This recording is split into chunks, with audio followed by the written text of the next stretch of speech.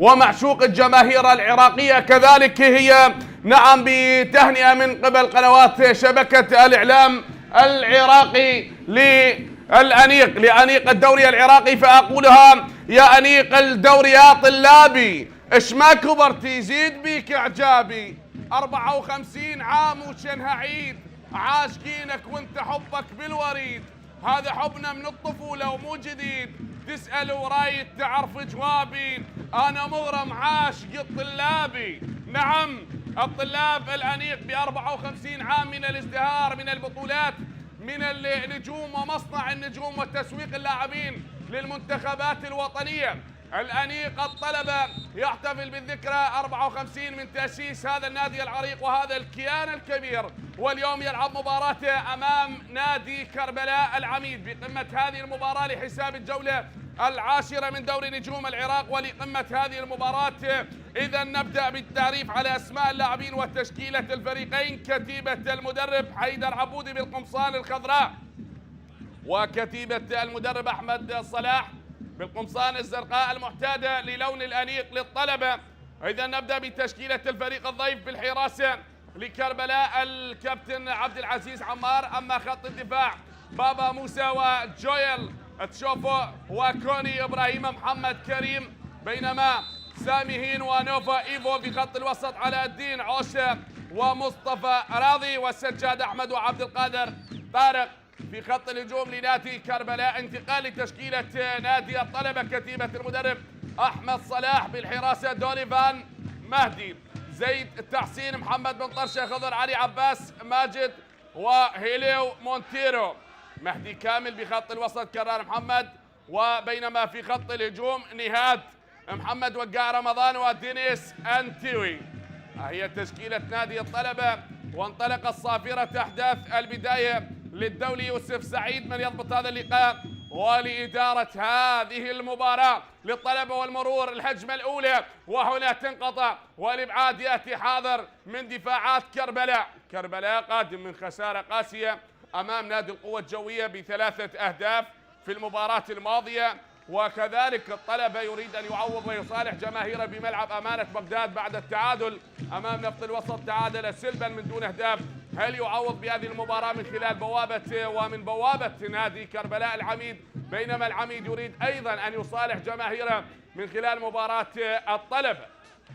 نترقب ونشاهد أحداث هذه المباراة بعد انطلاق صافرة حكم اللقاء. هنا نقلة للأمام، بينما هناك دكة للمدرب أحمد صلاح، في الدكة عودة اللاعب حسين لاوندي من الإصابة، وكذلك أيضا مرتضى علي وحسين عمار وعلي مهدي وكرار نبيل أيضا العاد من الإصابة، مؤمل عبد الرضا ومصعب جمال ومحمد جواد.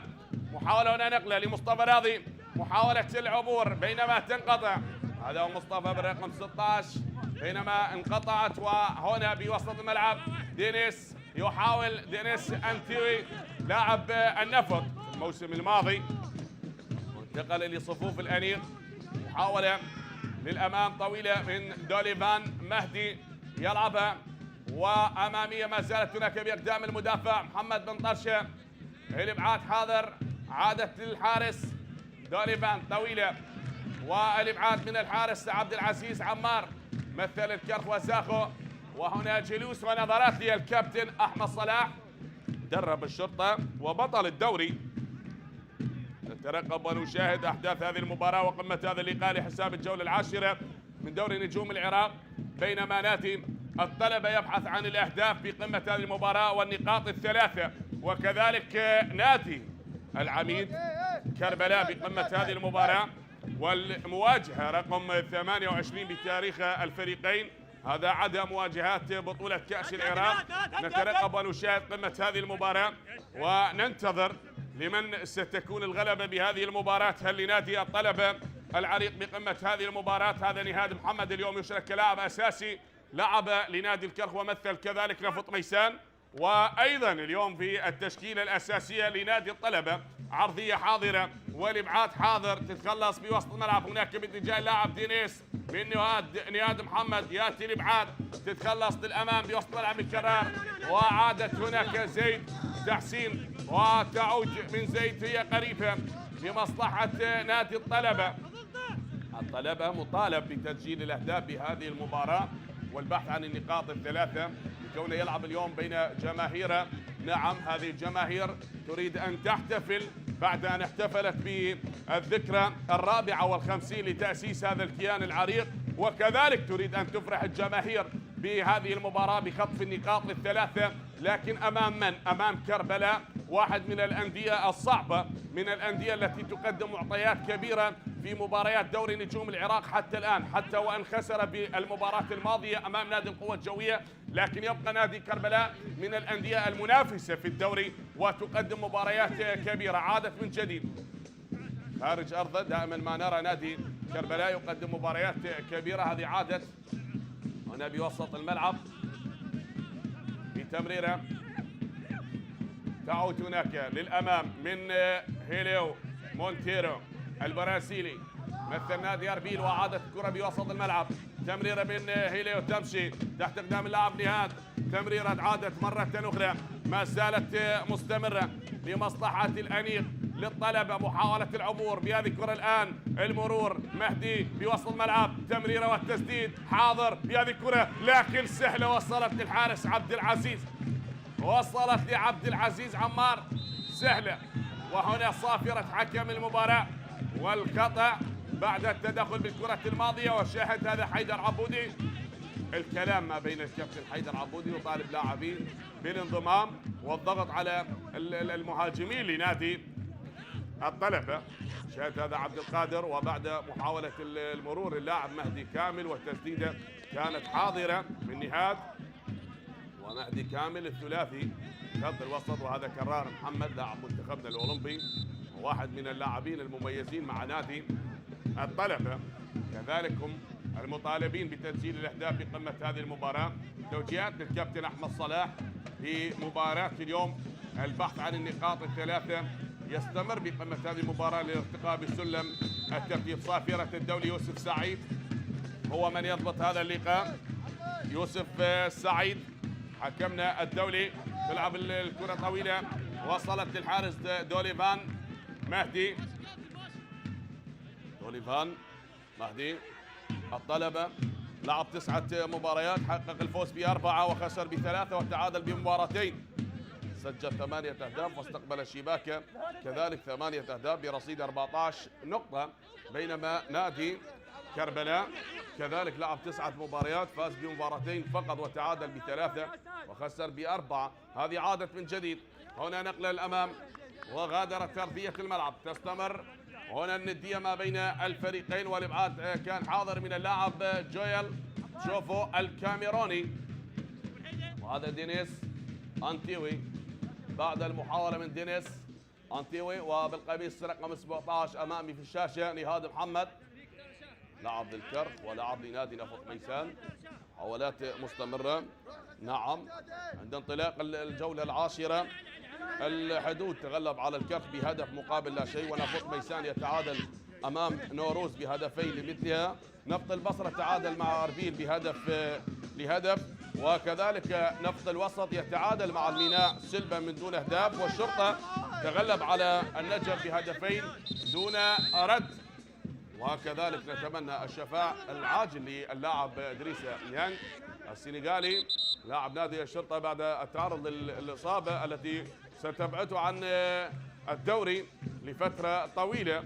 الشفاء العاجل لكل لاعبي دورينا ممن يعانون من الإصابات والغيابات عن الملاعب، ملاعب دوري نجوم العراق. هذه عادت. وكذلك بالوقت ذاته مباراة القوة الجوية أمام توك، والطلبة كما تشاهدون حبتي أمام كربلاء، وبعدها مباراة الكهرباء بمواجهة القاسم، والزوراء أمام أمانة بغداد. اليوم أيضا 4 مباريات، وغدا مباراة واحدة. النفط سيواجه زاخو بختام الجولة العاشرة من منافسات دوري نجوم العراق. هذه غادرة أرضية الملعب. الطلبة يبحث عن هدف، وكذلك كربلاء يبحث عن الهدف لقمة هذه المباراة. هل سينجح كربلاء أو يكون لنادي الطلبة كلام آخر؟ إبعاد حاضر للكرة الماضية من اللاعب علاء الدين عوشة، هذا اليمني علاء الدين عوشة لعب لأهلي شعب صنعاء اليمن. عادت هناك من زيد، تمشي للأمام، طويلة لنادي الطلبة، غادرت أرضية الملعب. محاولات تستمر في تبادل هذه الكرات الطويلة. هذا كوفي إبراهيم المدافع الأيمن لنادي كربلاء، والإبعاد حاضر للكرة الماضية من عباس. تستمر ندية هذه المباراة بقمة هذا اللقاء. يأتي الإبعاد كذلك من اللاعب علاء الدين وجانبية لمصلحة نادي الأنيق في وسط الملعب. هنا التوغل بهذه الكرة، تعود مرة أخرى مهدي، يعيد الكرة بوسط الملعب، البحث عن زميل، المساندة، عادت الكرة لعباس، من عباس تمشي تحت أقدام المدافع محمد بن طرشة، يبحث عن زميل، الانتظار بهذه الكرة من محمد، وعادت هنا. تستمر ندية المباراة. هيليو مونتيرو، هيليو مرت هناك لخضر، ما زالت مستمرة بوسط الملعب لمصلحة الأنيق. تمريرة طويلة، محاولة العبور لكنها وصلت للحارس عبد العزيز، تصل للحارس عبد العزيز عمار. يأتي الإبعاد وتستمر ندية المباراة الآن لمصلحة نادي كربلاء بهذه المحاولة بأقدام اللاعب مصطفى لسجاد. سجاد مرت، والإبعاد يأتي هنا طارق، وتسديدة عدت لكربلاء، وغادرت أرضية الملعب بتسديدة اللاعب مصطفى راضي، هددت مرمى الطلبة ويطالبون بتسجيل هدف أول من اللاعب مصطفى راضي. شاهد هذا الإبعاد، نعم كان حاضرا، ولكن هذه التسديدة كادت أن تسجل الهدف الأول، والإبعاد كان خاطئا من المدافع خضر بالكرة الماضية. شاهد هذا هو اللاعب جويل، شوفوا خضر علي، يلعبها خضر للأمام، هل تصل لنهاد محمد؟ تنقطع وتعود هناك محاولة من مصطفى كرار، عادت يا كرار وتمشي من مهدي. هنا المحاولة، يأتي الإبعاد، تتخلص لنهاد وبوسط الملعب بالراس من اللاعب عبد القادر، لكن هنا اللي يحاول هذه الكرة سامي انقطعت، وعادت الحارس دوليفان مهدي، يعيد الكرة للمدافع زيد تحسين، يلعبها باتجاه اللاعب عباس، من عباس تمشي في الجهة اليسرى وغادرت أرضية الملعب. هذا هو عباس ماجد، وعادت من زيد بوسط الملعب، ما زالت لنادي الطلبة بالبحث عن أول أهداف المباراة. هل يأتي الهدف الأول؟ خروج موفق وابعاد الحارس دوليفان مهدي، أبعدت وغادرت أرضية الملعب. زيد تحسين، قمة هذه المباراة مستمرة بالبحث عن هدف أول خلال مجريات الشوط الأول. كوني إبراهيم الكوتيفواري للموسم الثاني مع نادي كربلاء، هذا اللاعب يوصل الملعب. ساميهين يلعبها من ساميهين للاعب نوفون إيفو يلعب هذه الكرة باتجاه اللاعب عبد القادر طارق، وصافرة حكم المباراة خطأ لمصلحة اللاعب سجاد. صافرة الدولي يوسف سعيد هي من تضبط هذا اللقاء، حكم دولي منذ عام 2017، نخبة آسيوية منذ عام 2019، دخل عالم التحكيم عام 2005، بكالوريوس تربية رياضية، وهذه المباراة التاسعة كحكم وسط، كذلك عنده 4 مباريات حكم فار خلال منافسات دوري نجوم العراق، 25 مباراة دولية. عادت هذه الكرة تخلص، وهنا غادرت أرضية الملعب. تستمر ندية هذا اللقاء ما بين نادي كربلاء ونادي الطلبة. سلامة اللاعب، سلامة لكل اللاعبين. عبد القادر سبق لهذا اللاعب، مثل نادي الديوانية، وكذلك اللاعب اللي سجل أسرع هدف في دوري نجوم العراق هذا الموسم، وكذلك في الموسم الماضي هو أيضا من سجل أسرع هدف في دوري نجوم العراق. جماهير حضرت من كربلاء توازر نعم العميد بقمة هذه المباراة، وكذلك جماهير الأنيق الحاضرة بملعب وبمدرجات ملعب أمانة بغداد. هنا من يساند ويوازر، وهنا من ينتظر الفرحة بهذه المباراة. هل ستكتمل الفرحة لكربلاء أو ستقول لأصحاب الأرض بقمة هذه المباراة للأنيق يتأنق بمباراة اليوم بملعب أسود العاصمة، فهم يبحثون عن أول أهداف اللقاء، وما زلنا ننتظر ونترقب لمن ستكون قمة هذه المباراة، والسيناريو لمن سيكون، هل لنادي كربلاء أو لنادي الطلبة؟ الحديث يستمر عن أحداث قمة هذه المباراة ما بين كربلاء والأنيق. نترقب ونشاهد متعة هذه المباراة في آخر مواجهة جمعت الفريقين في الموسم الماضي، انتهت ب3 أهداف مقابل هدف وحيد. يومها سجل اللاعب بابا موسى وسجاد حسين وزيدان عبد الجبار، وسامهين سجل بالخطأ في مرمى فريقه. كذلك نشاهد وننتظر حكم المباراة يوسف سعيد وإصابة أحد اللاعبين، سلامة اللاعب أولا، هذه الإعادة وخروج الحارس دوليفان مهدي، وكان سقوط أحد اللاعبين على أرضية الملعب، بينما حكم المباراة لا زال يتكلم على ما يبدو مع حكم الفار، وهناك وقاع رمضان بجانب حكم المباراة يوسف سعيد، فما يدور ما بين حكم المباراة الدولي يوسف سعيد وحكم الفار. نترقب، نعم يطلب استمرارية اللعب الآن وجانبية ملعوبة هذه الكرة، تماس والإبعاد حاضر، تعود هناك من جويل مرة أخرى، هي قريبة من منطقة ال18، عرضية حاضرة تتخلص وتغادر أرضية الملعب.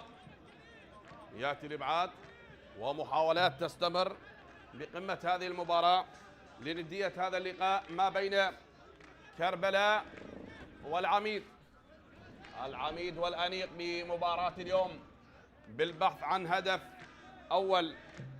هل سينجح نادي كربلاء أو سيكون النجاح حليف الأنيق بقمة هذه المباراة؟ يأتي الإبعاد، التحضير تتخلص في وسط الملعب مرة أخرى، ماشية الكرة للأمام، تنقطع هنا بوسط الملعب ومن نوفا، أبعد هذه الكرة، نوفون مرت من جديد، وهذه كرة تبعد، وهناك سقوط أحد اللاعبين على أرضية الملعب، بينما صافرة حكم المباراة سلامة اللاعب، هذا هو سامهين أو اللاعب نوفون سامهين، نعم، بعد الاشتراك بالكرة الماضية بين اللاعب سامهين ودينيس أنتيوي.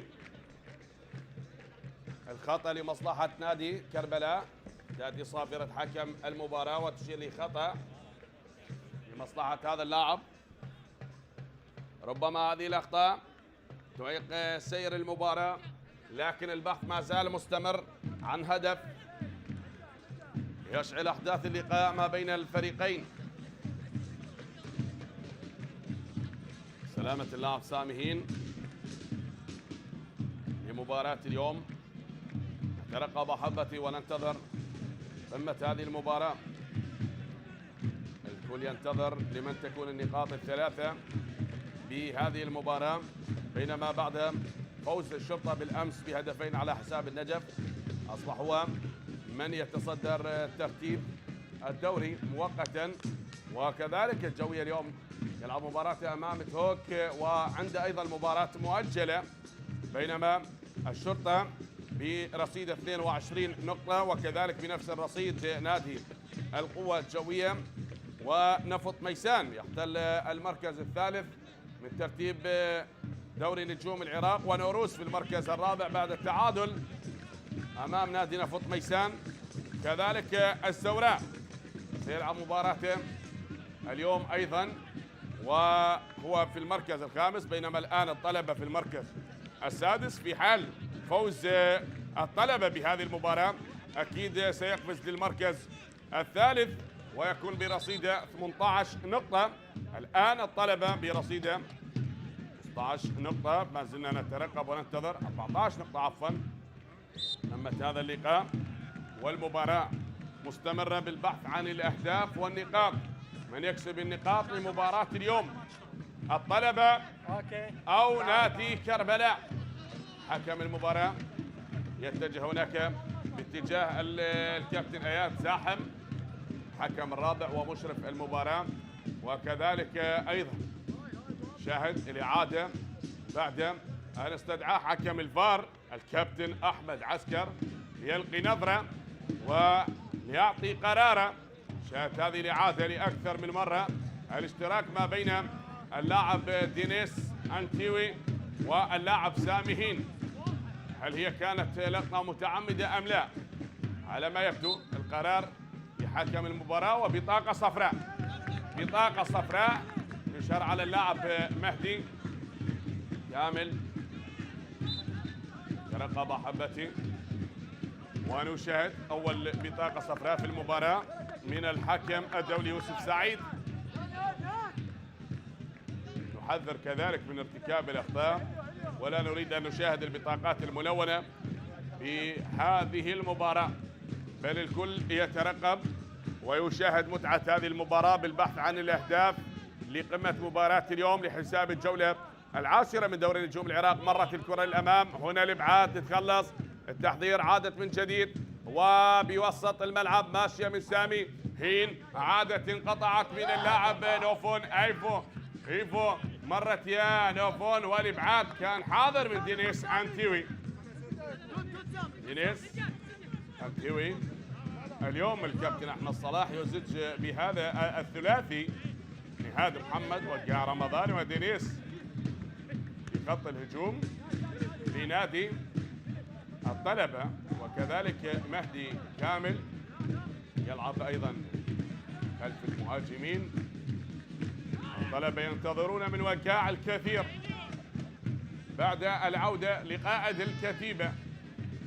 هل ينجح بهذا اليوم؟ مرت بوسط الملعب، هناك باتجاهيات وتعود محاولة لنادي كربلاء. سامي لعلاء الدين، تمشي لكربلاء فانقطعت وعادت مرة أخرى. المرور لهذه كرة من عباس ماشية للجهة اليسرى، عدت داخل منطقة ال 18 والتحضير الإبعاد من بابا موسى.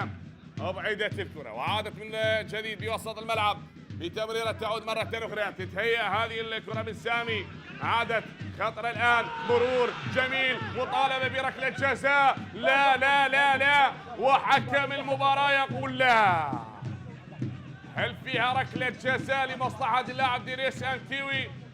وهل سيعود الفار يوسف سعيد أم أعطى قراره وانتهى القرار وقال ما فيها شيء؟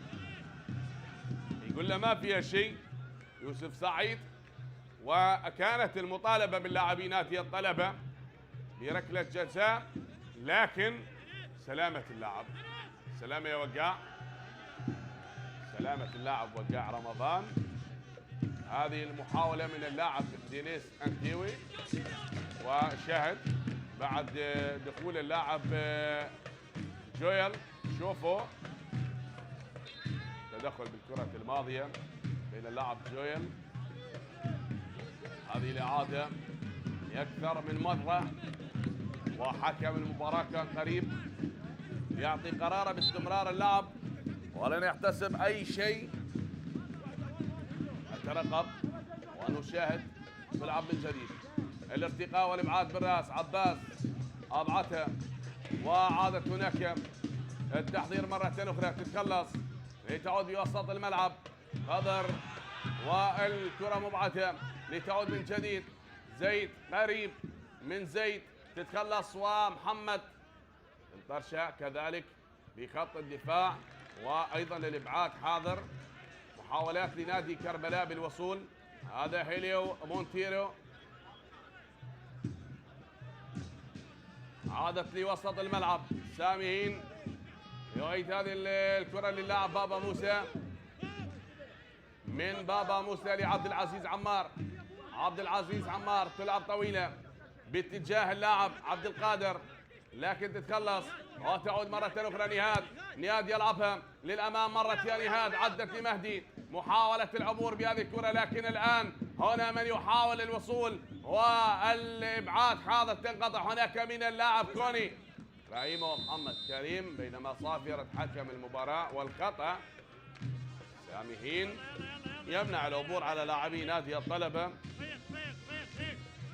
والنتيجة حتى الآن أحبتي ما زالت مستمرة بالتعادل سلبا من دون أهداف، لا شيء لنادي كربلاء ولا شيء لنادي الطلبة. العميد أمام الأنيق.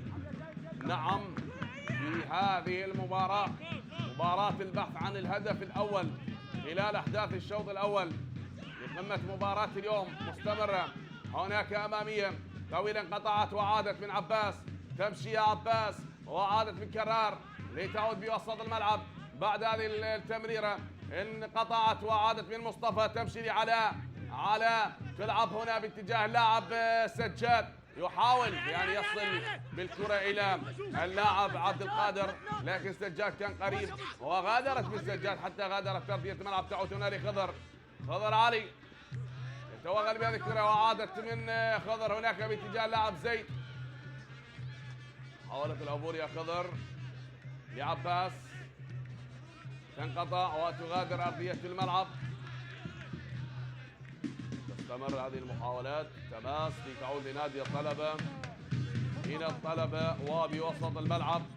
ما زالت مستمرة ندية هذا اللقاء ما بين الطلبة وكربلاء، والتعادل مستمر بمباراة اليوم. هذه عادت، تعود من خضر، يلعب هذا المدافع بأقدام اللاعب محمد بن طرشة. مرة أخرى هي الآن زيد بوسط الملعب، عادت مرة أخرى، تمشي لمحمد بن طرشة وتعود من التونسي بوسط الملعب بتمريره هناك باتجاه اللاعب نياد، يحاول العبور لوقاع رمضان بينما انقطعت. عادت مرة أخرى، تصل من اللاعب، حاول وصول كرار، محمد كرار يلعب هذه الكرة هناك في الجهة اليسرى وبوسط الملعب. محاولة الآن لمصلحة نادي الطلبة، يحاولون بأكثر من مرة بالوصول لمرمى نادي كربلاء بالبحث عن هدف أول، لكن كالمعتاد الإبعاد حاضر وتتخلص من اللاعب سجاد أحمد. أبعد هذه الكرة إلى خارج أرضية الملعب. سجاد أحمد أبعدها إلى خارج أرضية الملعب على ما يبدو. محمد جواد يشرك بدلا من اللاعب دينيس أنتيوي. دينيس يترك أرضية الملعب ومحمد جواد يشرك الآن.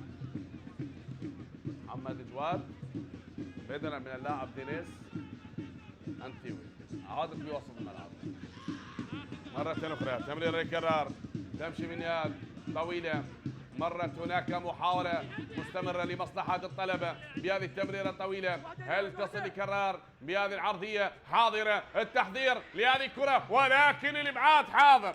الإبعاد من اللاعب جويل تشوفو، أبعدها، غادرت هناك لتصل للحارس دوليفان.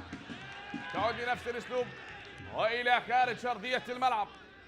غادرت أرضية الملعب. تستمر ندية المباراة بين الأنيق وكربلاء لقمة مباراة اليوم. تستمر بهذه الندية وبهذا الأداء، لكن البحث عن الهدف الأول ما زال مستمر بمباراة اليوم. عادت طويلة هذه الكرة، عبد القادر يحاول وهنا سجاد. تعود من كرار، مستمرة من نهاد، تتخلص وعادت لخضر، من خضر لمحمد بن طرشة، يتوغل بهذه الكرة، تلعب بوسط ملعب لكرار. كرار بتمريره هناك في الجهة اليسرى باتجاه عباس. محاولة العبور لمصلحة نادي الطلبة بالبحث عن الهدف. الكل يطمح، الكل ينتظر، الكل يحاول بأن يسجل أول أهداف المباراة، لكن الهدف غايب حتى الآن. عباس ماجد يلعبها عباس، شاهد هذه المحاولة والخطأ كان على اللاعب مصطفى راضي باللقطة الماضية، حتى عادت الآن لمصلحة نادي الطلبة بوسط الملعب. كرار ماش تتهيأ وعادت مرة أخرى بوسط الملعب.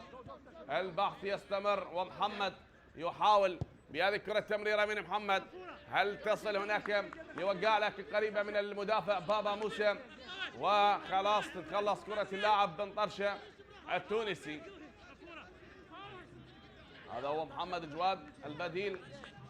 هدف بأن تصل كرة اللاعب محمد بن طرشة للاعب محمد جواد البديل، اللاعب الذي أشرك بدلا من اللاعب دينيس أنتيوي منذ دقائق.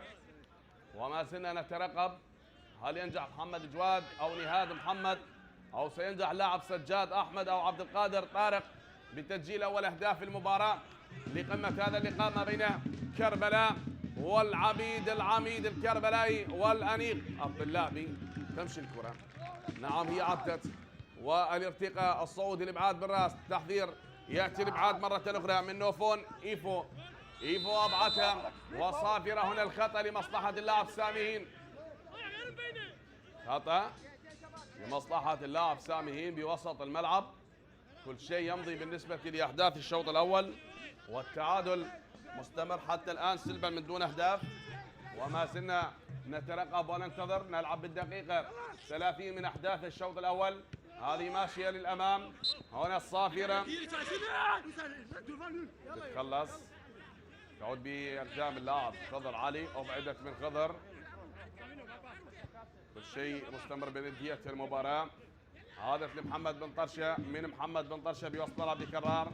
هذا هيليو مونتيري يلعبها هناك باتجاه اللاعب عباس، محاولة العبور بتمريرة هناك لوقاع رمضان. تمشي الآن محاولة العبور من كابتن الفريق، عرضية حاضرة من وقاع وبالراس الارتقاء جميل كرار، عادت وهنا الصافرة والخطأ.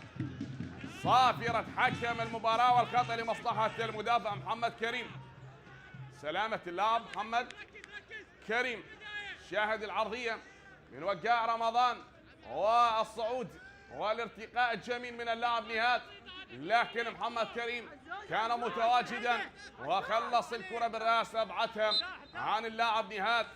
نعم، ليحرم الطلبة من الوصول والعبور لمرمى الحارس عبد العزيز عمار من تسجيل أول أهداف المباراة. ندية هذه المباراة حاضرة، والارتقاء بالصعود الجميل للاعبين. دوليفان في خروج للحارس، دوليفان مهدي يخطف هذه الكرة من أمام اللاعب عبد القادر طارق بالكرات الماضية. تمشي الآن باتجاه اللاعب عباس ماجد من الجهة اليسرى، من عباس ماجد. هل يعيد الكرة لهيليو زيد تحسين، عادت من تحسين لمحمد بن طرشة. الاحتفاظ بالكرة تحت أقدام اللاعب محمد بن طرشة بالبحث عن زميل، هذا هيليو مونتيرو. عاد الكرة بن طرشة هناك باتجاه اللاعب زيد تحسين بعمق الملعب والبحث عن زميل. هل يعيد الكرة زيد باتجاه اللاعب وقاع رمضان، يمشي بهذه الكرة تمريرة وقاع، مرت لمحمد جواد بهذه الكرة من جواد، لا من جواد، وتعود مرة أخرى. الطلبة الآن أخطر بهذه اللحظات والبحث عن الهدف الأول قبل نهاية الشوط الأول، لكن وصلت قريبة للحارس عبد العزيز عمار. هذا محمد جواد، المساندة والبحث عن أول أهداف اللقاء. فمن ينجح بالتسجيل للهدف الأول، هل نادي الطلبة أو نادي كربلاء؟ ما زلنا نترقب أحبتي، ما زلنا نشاهد. الطلبة يطمح لخطف النقاط الثلاثة مع المدرب أحمد صلاح، وكذلك نادي كربلاء يريد أن يعوض عن الخسارة الماضية أمام نادي القوة الجوية بعد أن تلقى 3 أهداف. يريد أن يصالح جماهيره هنا من بوابة ملعب إسود العاصمة، وبمواجهة نادي الطلبة. الإبعاد من سامي هين وجويل، الإبعاد حاضر، تتخلص وبالراس محمد بن طرشة، الارتقاء هيليو مونتيرو، وعادت لخضر. هنا التمريرة ماشية، هذا هو كرار، محمد يلعبها كرار، لا طالت على كرار، وعادت من مهدي نهاد. هذه الكرة لكنها خاطئة، وصلت للاعبي نادي كربلاء، ومحاولة العبور بهذه الكرة تصل لسجاد، يحاول من اللاعب مصطفى راضي، مرراضي، عرضية من مصطفى راضي حاضرة، والارتقاء جميل. الصعود كربلاء يعتمد على اسلوب الهجمات المرتدة وسرعة اللاعب مصطفى راضي، وهناك سجاد احمد وعبد القادر. هذا الثلاثي دائما ما نراه يشكل خطر على دفاعات الأندية العراقية، واليوم هل يشكل خطر ويستمر خطر نادي كربلاء على دفاعات نادي الطلبة بهذه المحاولات وسرعة هؤلاء اللاعبين وتشتيت أفكار المدافعين بأن يستغلوا هذه الثغرات والفرص حتى تتاح الفرص أمام هؤلاء ليسجلوا الأهداف؟ نشاهد أم سيقول زيد تحسين وبن طرشة وخضر علي وعباس ماجد وهيلي ومونتيرو لا تراجعوا، لا مرور لا عبور أمام الأنيق بقمة هذه المباراة وببحثهم عن الأهداف. محمد بن طرشة بوسط الملعب، ملعوبة من محمد لخضر، زيد تحسين لمحمد، يلا باتجاه اللاعب عباس عادت بوسط ملعب الكرار لنهاد بوسط الملعب مرة أخرى. مهدي من مهدي يعيد الكرة لمحمد بن طرشة بوسط الملعب، تراجع لاعبي نادي كربلاء والكرة بوسط الملعب بالنسبة لنادي الطلبة.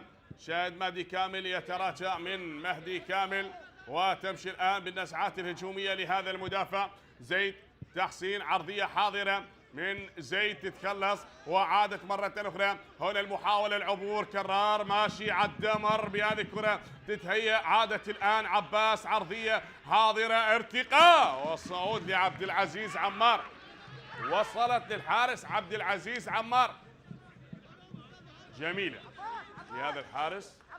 واللقطة الأولى كانت كذلك من عباس هي الأجمل بالمباراة حتى الآن بعد هذه المحاولات. هذا عبد القادر طارق، والمرور الجميل شاهدناه من اللاعب كرار محمد في محاولاته بتلك النزعات الهجومية.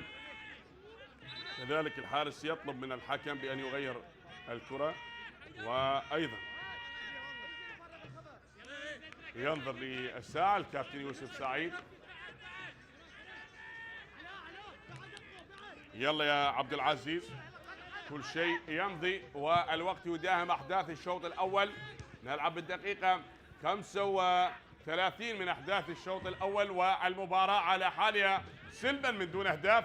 هنا العرضية حاضرة تصل لسجاد، لكن دوليفان بخروج للحارس دوليفان. مهدي هذا تصل لمصطفى راضي، وهذا سجاد أحمد، وصلت لنهاد بوسط الملعب من محمد جواد. هل تكون تمريرة حاضرة من محمد لكن صافرة قبل أن يمرر الكرة محمد جواد؟ تأتي صافرة حكم المباراة والخطأ على اللاعب جويل. شوفوا شاهد، هذا هو المدافع لنادي كربلاء الكاميروني جويل، تشوفوا، وغادرت أرضية الملعب. خضر علي بالقميص رقم 15، وهذا كابتن الفريق وقاع رمضان. وقاع رمضان وعودة اللاعب حسين اللاوندي من الإصابة، من الممكن أن يشرك في الشوط الثاني. هداف الفريق بالنسبة لنادي الطلبة هو المدافع زيد تحسين، بعد ما سجل في شباك الكهرباء وفي شباك هوك، سجل هدفين عنده 3 أهداف، ويليه محمد جواد بهدفين أيضا سجل في شباك هوك والكهرباء. تعود مرة أخرى، هنا التمريرة وصلت من جديد. المهاجمين لن يسجلوا بعدد المدافع عنده 3 أهداف. هذه عادت من جديد في العديد من المباريات، لن ينجح مهاجمي نادي الطلبة بالتسجيل للأهداف، بينما يمتلك نخبة من المهاجمين من اللاعبين المميزين. نهاد محمد في الموسم الماضي كان هو الهداف لنادي الكرخ، وكذلك اللاعب دينيس أنتيوي كان هو الهداف في الموسم الماضي لنادي النفط. وتشاهد الآن تترقب متعة اللقاء وإثارة هذه المباراة بالبحث عن هدف أول. فهل ينجح لاعبو نادي كربلاء أم لاعبي نادي الطلبة بتسجيل الهدف الأول بقمة هذه المباراة؟ تعود بوسط الملعب، هنا المحاولة مستمرة من مهدي كامل، دوران بعد عن زميل لخضر، يلعب خضر، ما زالت تحت أقدام خضر. علي من خضر بوسط الملعب الكرار، يعيد الكرة لزيد تحسين، تمشي لعباس، عباس كرار عادت مرة أخرى لزيد، تمشي بأقدام هيليو مونتيرو، من هيليو وصلت لمحمد، هذا مهدي يلعبها، تمريرة مهدي تنقطع وعادت مرة أخرى من محمد جواد. تتهيأ هذه الكرة للاعب خضر، يمشي بهذه الكرة محاولة عبور خضر علي بوسط الملعب لمهدي كامل. حصار لنادي الطلبة، نعم، وتراجع لاعبي نادي كربلاء. تمريرة أرضية انقطعت كرة اللاعب كرار، ومحمد بن طرشة يحاول الارتقاء والصعود من سامهين. الابعاد تعود مرة أخرى للاعب هيليو مونتيرو. من هيليو مرت لمهدي كامل بهذه التمريرة ذكية جميلة، لكن الابعاد حاضر من جويل. شوفوا تعود لزيد بوسط الملعب. هيليو مونتيرو. الطلبة الآن يقدم مباراة جميلة بالبحث عن الهدف الأول، فهل ينجحون بتسجيل أول أهداف المباراة رغم التراجع لنادي كربلاء ودفاعات نادي كربلاء؟ كرار يحاول ومهدي كامل بهذه العرضية حاضرة، والإبعاد حاضر من اللاعب محمد كريم. أبعدها محمد وعادت من كابتن الفريق بوسط ملعب سامي. تتخلص حول التوغل، عادت لمحمد كريم مرة أخرى.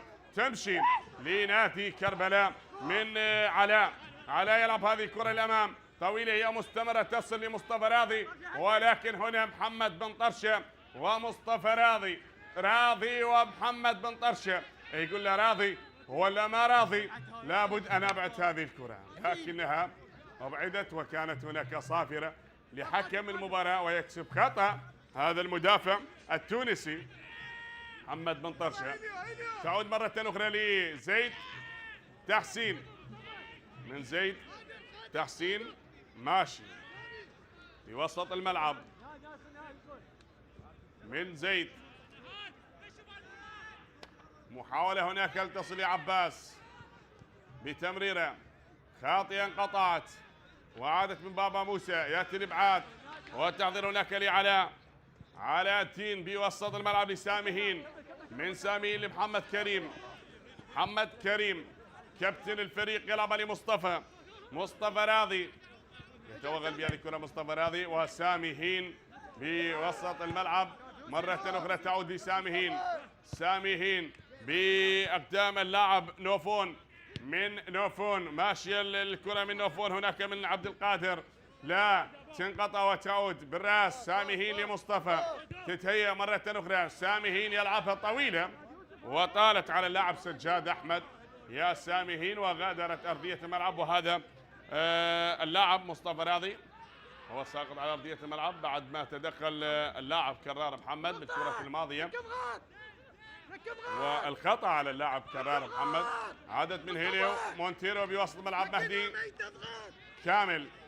زيد ماشية لنادي الطلبة. الطلبة يبحثون عن أول أهداف المباراة بوسط الملعب. مرت من مهدي. هل تكون هناك تمريرة باتجاه اللاعب وكاء رمضان، لكن تعود لهيليو مونتيرو. صافرة وخطأ. صافرة حكم المباراة الدولي يوسف سعيد تشير لخطأ. تستمر الآن لمصلحة نادي الطلبة بهذه الكرة. وصلت لداخل منطقة 18. وكاء رمضان يعيد الكرة من وكاء وتعود لمهدي كامل. مهدي كامل تمريرة مهدي تصل أن تكون عرضية حاضرة، ولكن هنا الإبعاد تتخلص. نعم أبعدت، غادرت أرضية الملعب والركنية. جميل هذا التوغل والمرور من اللاعب محمد جواد على ما يبدو سجاد رعد ومشتاق طالب يشركون الآن بهذه اللحظات. ومن يغادر أرضية الملعب سجاد أحمد يترك أرضية الملعب، وإشراك اللاعب مشتاق طالب، وكذلك سجاد رعد أيضا يشرك بهذه اللحظات. ويغادر أرضية الملعب علاء الدين عوشة اليمني يترك أرضية الملعب، وسجاد أحمد.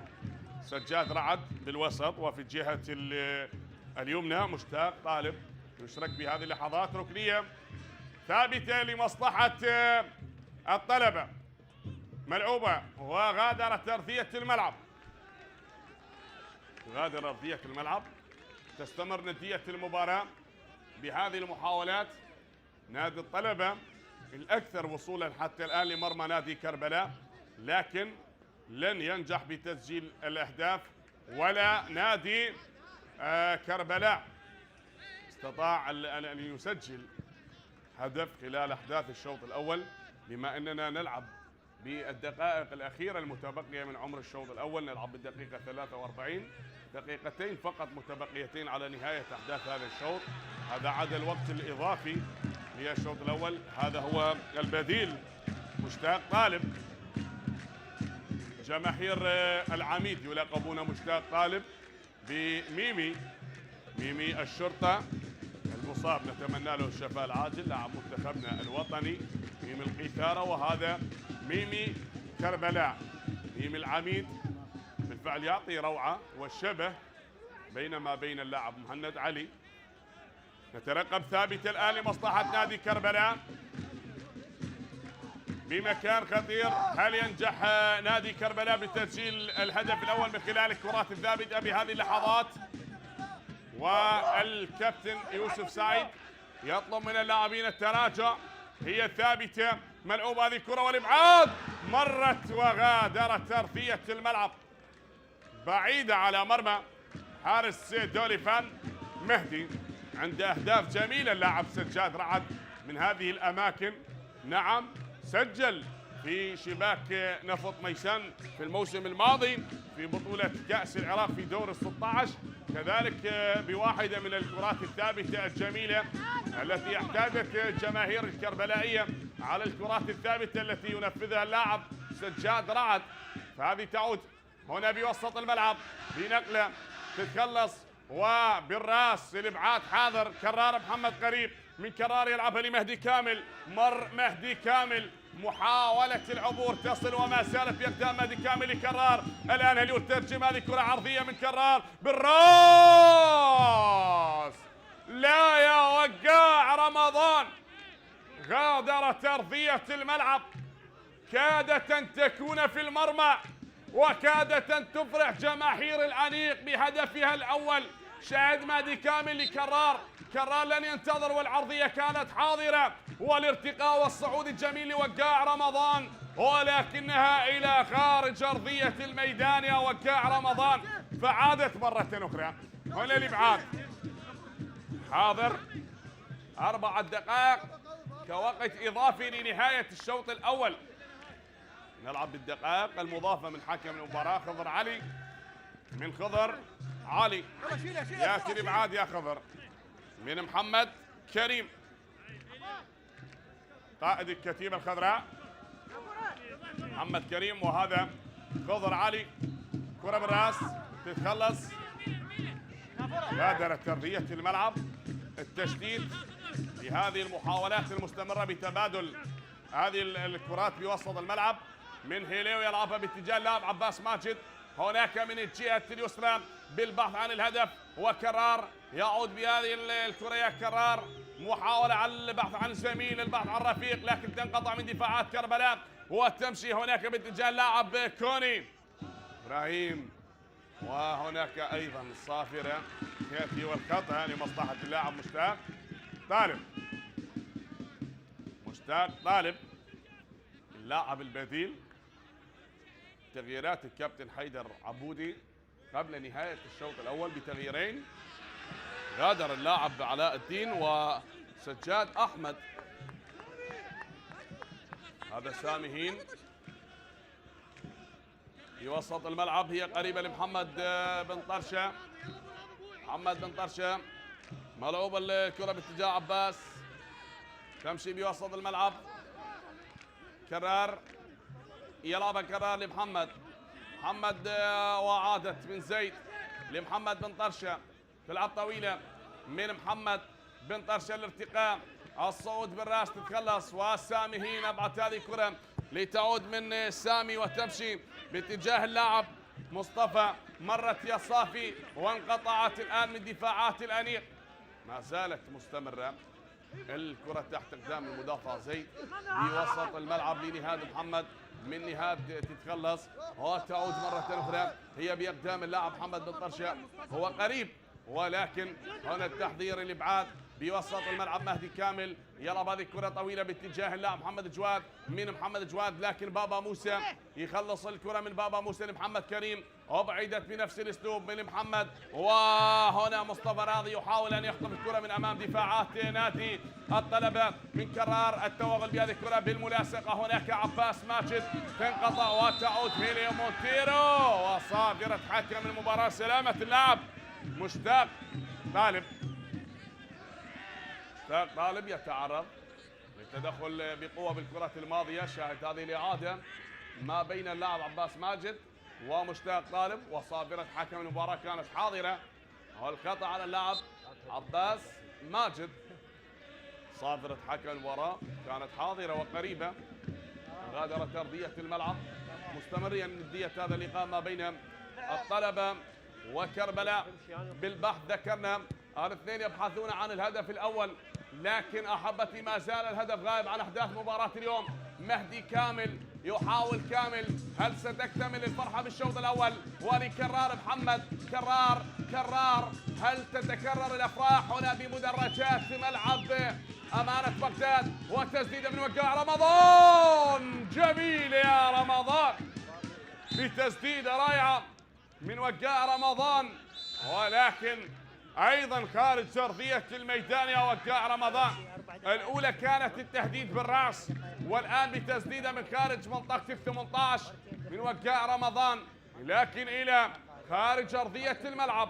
وصافرة حكم المباراة أعلنت عن نهاية الشوط الأول بالتعادل سلبا ما بين الفريقين.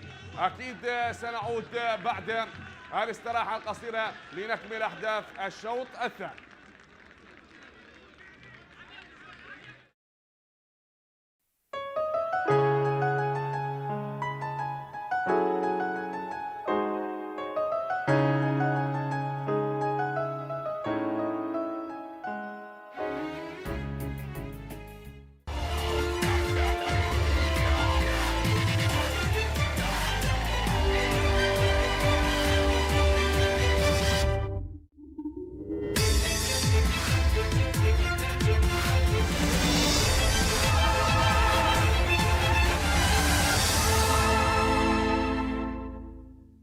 من يحضر لكي يدعم ويؤازر نادي الميناء بقمة هذه اللقاء. هذه جول، محاولة الهدف، نعم جول.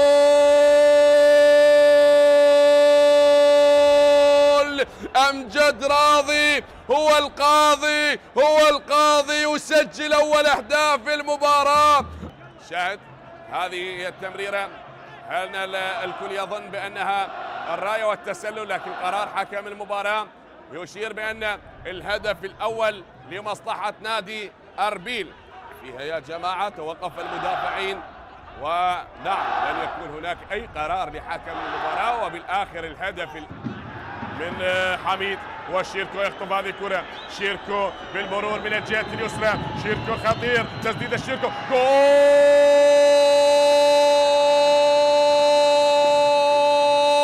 هذه المرة.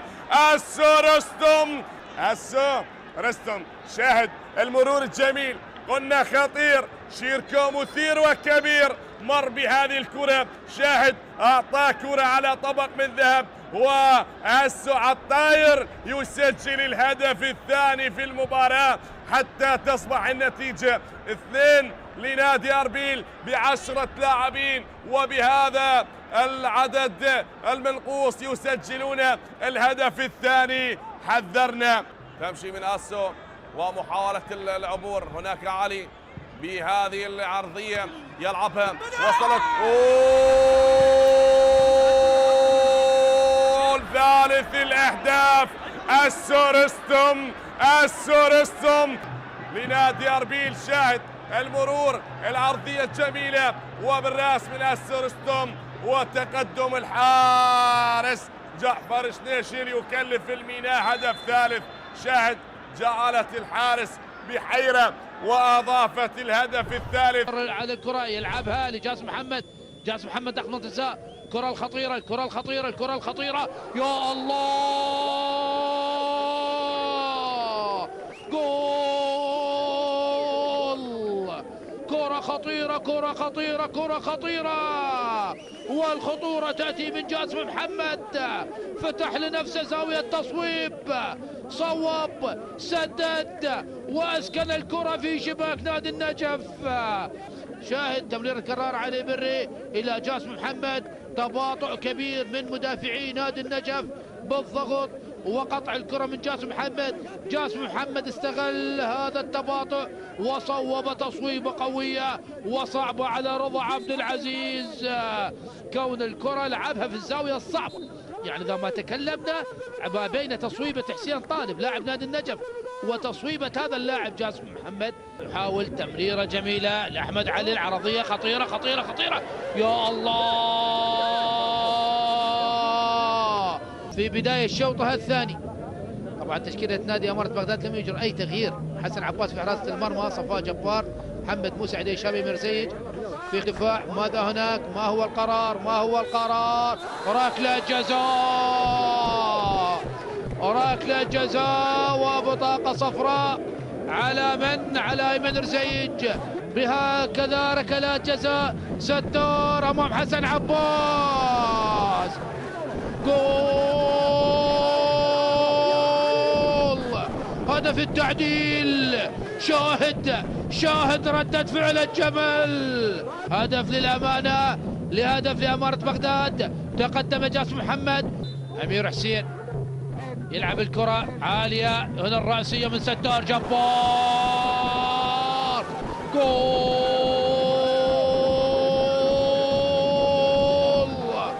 حسين طالب في مرة أولى وثانية وثالثة وينجح في الرابعة.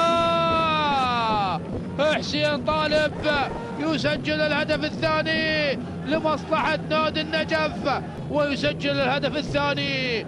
شوط ثاني أزرق، شوط ثاني لغزلان البادية. شاهد هنا الإعادة، رأسية ستار جبار الذي حلق عاليا. ذكرتنا برأسيات سلمان حسين يا ستار يا جبار. هكذا ارتقاء كان لسلمان حسين وابعاد من حسن عباس، وحسين طالب أكمل الكرة في المرمى.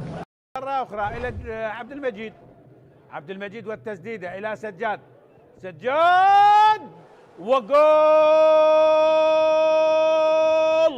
للقيثارة سجاد جاسم بهدف جميل، بهدف صعب، لا صغر ولا ثلاثة من الصغر، يعني يردون هذه الكرة.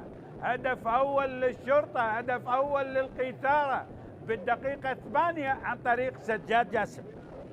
الله يا سجاد جاسم يفتتح التسجيل للقيثارة للشرطة بهدف جميل. هدف أول لسجاد، لاحظ الله، صعبة رائعة. هدف جميل للشرطة بزاوية صعبة بالتسعين يعني لسجاد جاسم. الله يا سجاد. هدف أول للقيثارة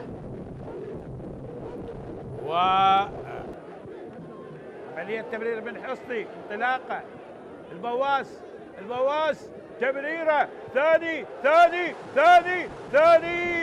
لكن الراية والتسلل للفار وجول. هدف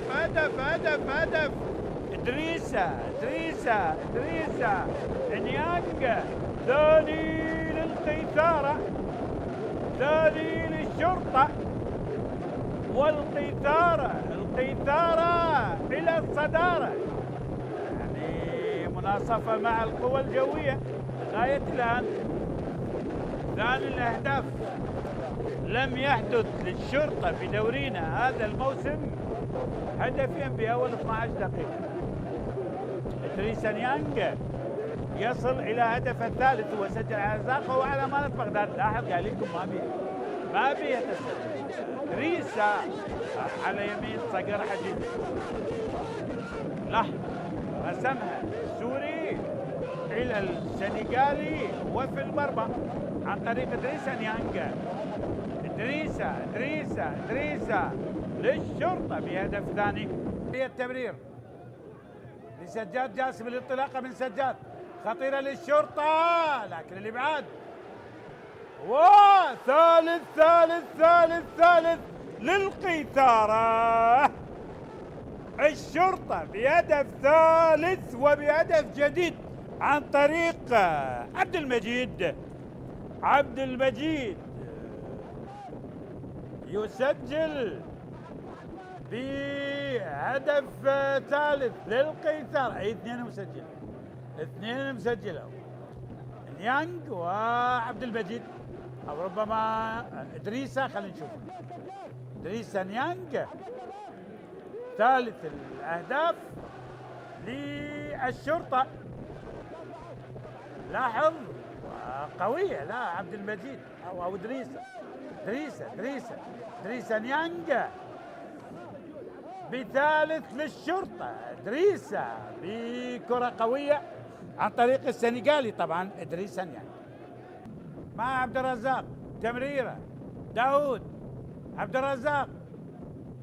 تمريرة رابع لعبد المجيد. عبد المجيد بهدف من جديد للشرطة. القيثارة والصدارة. الشرطة في الصدارة وعن طريق عبد المجيد بوبكر. هدف رابع 4 للشرطة. والشرطة ما أروع بهذا اللقاء برغم الإصابات لكن شوف عبد الرزاق روح قول لعبد المجيد. بوبكر البديل عبد الرزاق قاسم بكرة جميلة لعبد المجيد بوبكر. هدف رابع للشرطة. محمد سامي بمواجهة حيدر جمال الدين لنوروز. ركلة الجزاء يتقدم والتنفيذ. جول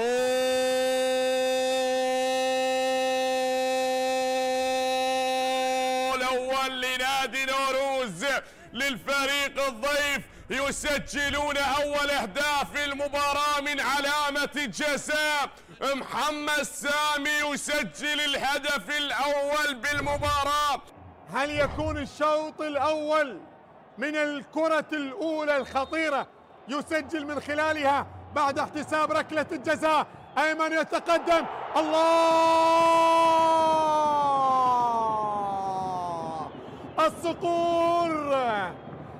الصقور الصدارة. يقولون اختصرنا حبنا لكرة القدم بتشجيع القوة الجوية.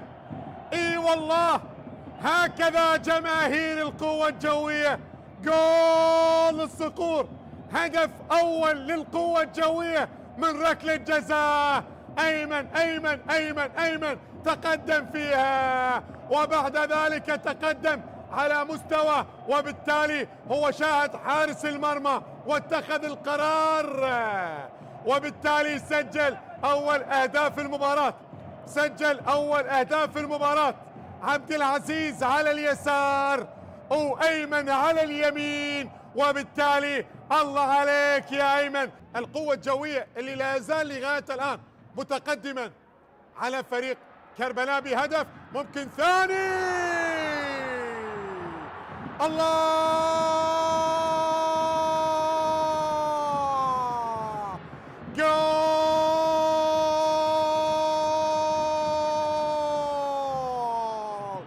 ظهر أيمن، سجل أيمن، يصل لهداف دورينا مع إبراهيم غازي، يسجل الهدف السابع في دورينا. الله الله الله الله الله الله عليك يا أيمن. أيمن يعني شوف، استلم الكرة الصح، استلم الكرة باليمين وسدد باليسار. الله عليك، قوية قوية قوية في قلب المرمى ليتقدم القوة الجوية بهدف ثاني. هدف ثاني لصقور العاصمة بغداد، وإلى الصدارة اختصرنا حبنا لكرة القدم في تسجيل القوة الجوية جماهير الأزرق. أكبر نتيجة هذه الجولة، كل يحلم نتيجة مباراة الشرطة والحدود. كرة خطيرة لحسين جبار، الله، جول ثالث. حسين جبار، حسين جبار يسجل الثالث للصقور.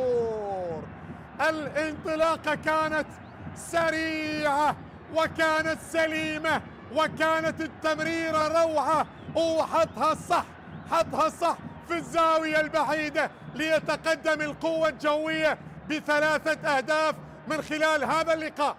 من خلال هذا اللقاء شوف شوف شوف شوف شوف التمريرة، شوف يوسف فوزي قدمها على طبق من ذهب وقال له هاك روح قول، هاك روح قول. وبالتالي حسين جبار اللي ما كذب خبر وحط الكرة، حطها في مرمى عبد العزيز عمار على يساره ليتقدم القوة الجوية بثالث الأهداف، 3 مقابل لا شيء الآن.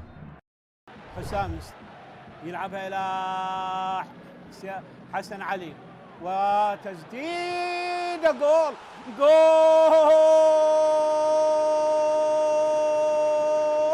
كريستوفر يسجل أول أهداف المباراة بالدقيقة 51. بالدقيقة 51 كريستوفر جون يسجل أول أهداف المباراة ويسجل هدف الشخص الثاني بعد أن سجل في شباك الحدود. شوف كرة لعبها وحارس المرمى اللي كان متقدم يتحمل مسؤولية هذا الهدف عمار علي وكريستوفر جون بويل. تشوف الكرة، شوف لعبها عالية ومتقدم الحارس وتعانق الشباك لتحرز أول الأهداف لفريق الزوراء. 1 الزوراء لا شيء الكهرباء عن طريق كريستوفر جون بالدقيقة 51 من عمر المباراة. نتائج مباريات الجولة التاسعة، أمانة بغداد خسر من النجف 2-1، الميناء خسر من أربيل 3-0. قرار الحكم ركلة حرة اللعب الكرة بالرأس وجول. شافيو ماموني يدرك التعادل لفريق الكهرباء بالدقيقة 87 من عمر المباراة. شافيو ماموني يسجل هدف التعادل بالدقيقة 87 من عمر المباراة. بالدقيقة 87 من عمر المباراة هذه النتيجة، التعادل بهدف واحد، مرتين فقط حثت ما بين الفريقين، والتعادل. شوف الكرة العالية وبالتالي رأسية تقدم من المدافع وخطأ يعني علي كاظم، كان ممكن أن يبعد الكرة بشكل أفضل لكن هياها إلى شافيو ماموني الخالي من الرقابة ولعبها برأسية جميلة واستطاع أن يسجل الهدف الأول للكهرباء وهدف التعادل.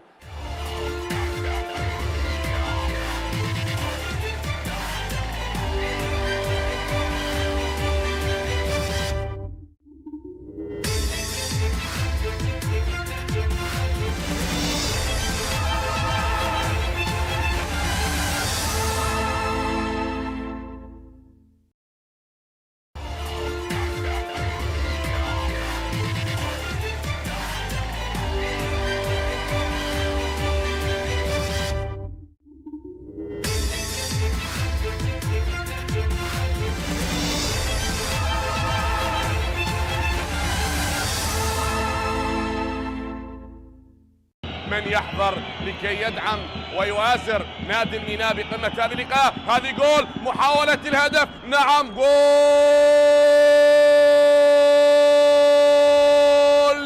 أمجد راضي هو القاضي يسجل أول أهداف المباراة.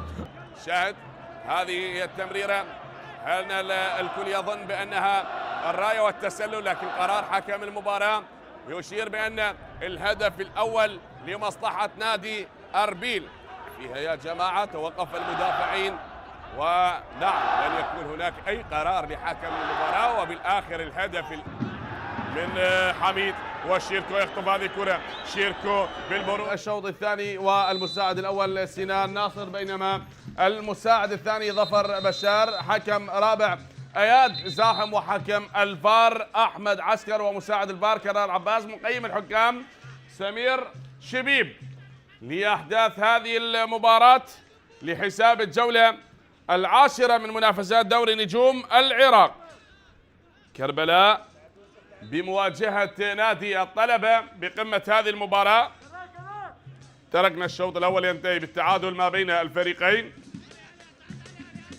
والبحث عن هدف أول.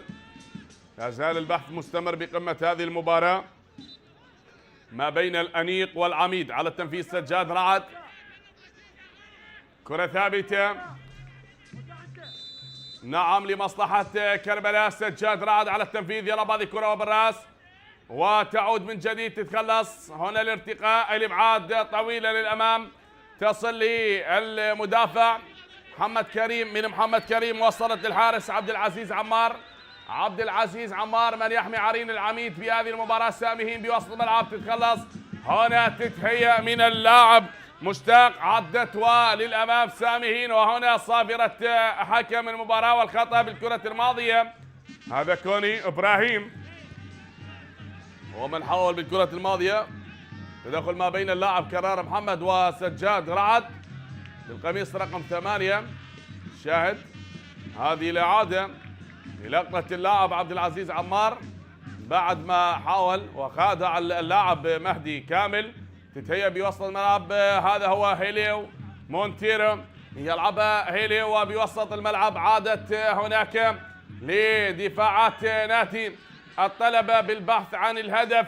الاثنين يطمحون لتسجيل الهدف الأول بقمة هذه المباراة، لكن حتى الآن أحبتي لا شيء لنادي كربلاء ولا شيء لنادي الطلبة.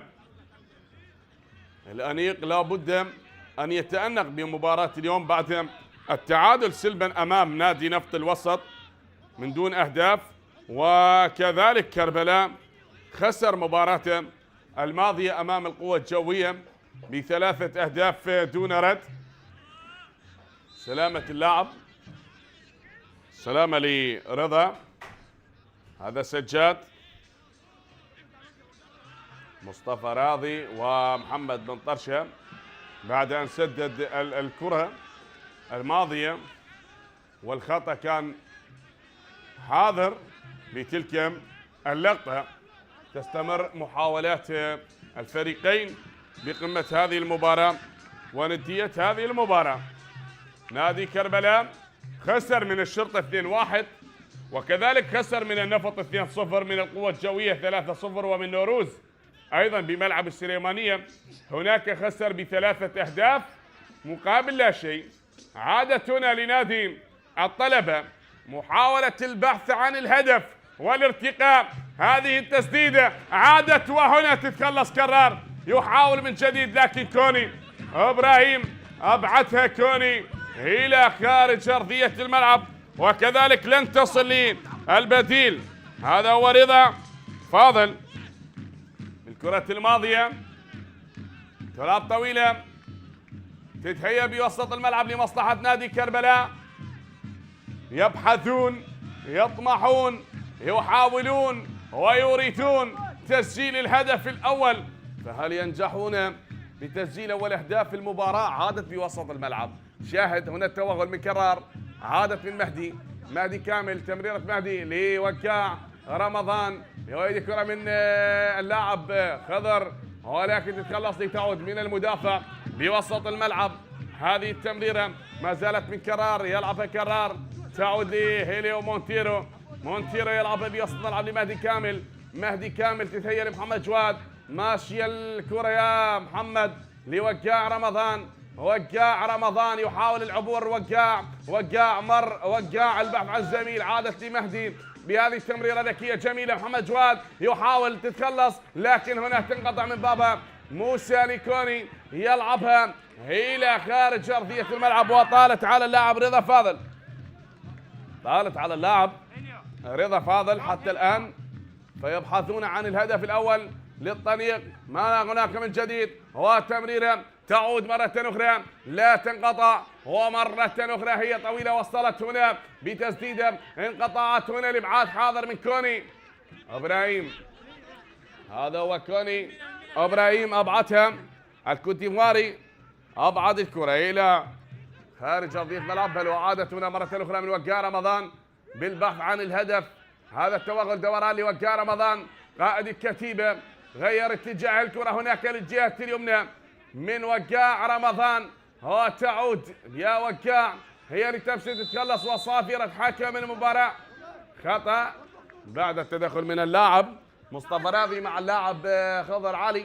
عادت من محمد زيد يلعبها من زيد، مرت لعباس، عباس يحاول لوقاع رمضان، وقاع عرضيه حاضره، عرضيه وقاع رمضان تعود تتهيأ الان داخل منطقه ال18، نعم بمركز العمليات، ولكن الابعاد حاضر.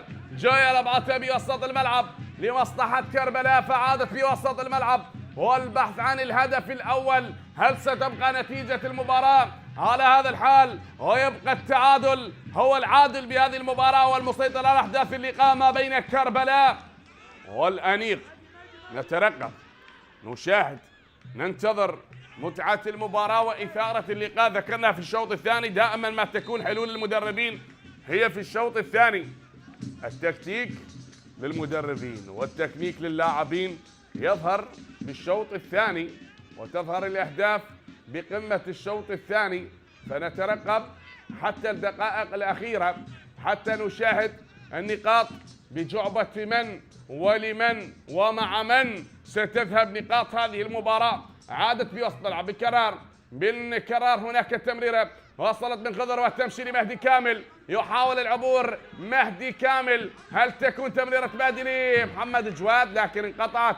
وهناك جويل يلعب الكرة أمامية طويلة انقطعت من هيليو مونتيرو بوسط الملعب خاطئة، مرت الآن بالبحث من سجاد رعد بوسط الملعب لنادي كربلاء بل تنقطع وتعود للطلبة. هذه المرة الآن ماشية لنادي الطلبة، عرضية حاضرة والإبعاد حاضر لهذه الكرة تتخلص وبالراس هنا تنقطع من كرار، ومرة أخرى أبعدت من اللاعب كرار وغادرت أرضية الملعب.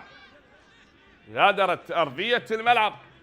نادي كربلاء يبحث عن هدف أول، وكذلك الطلبة أيضا يبحث عن أول أهداف المباراة. ننتظر استمع لهذه الهتافات للجماهير الحاضرة. هنا من يساند العميد وهنا من يساند الأنيق بقمة مباراة اليوم.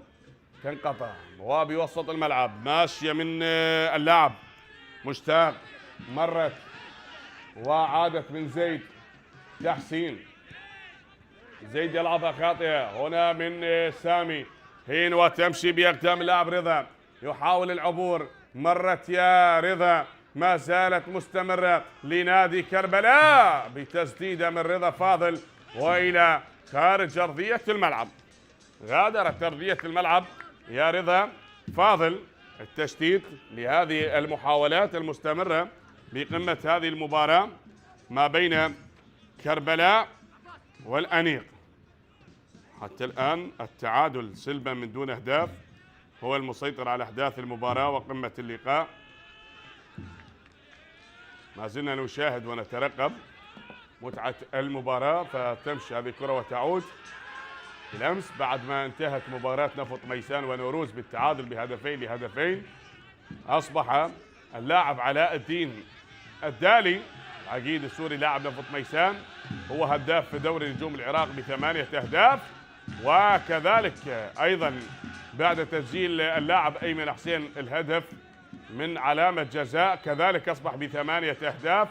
وإبراهيم غازي لاعب نادي الحدود أيضا عنده 7 أهداف، بينما محمود خليل لاعب الكهرباء ب5 أهداف، وإبراهيم توميو لاعب نوروز ب5 أهداف، وعلي جاسم لاعب القوة الجوية ب4 أهداف.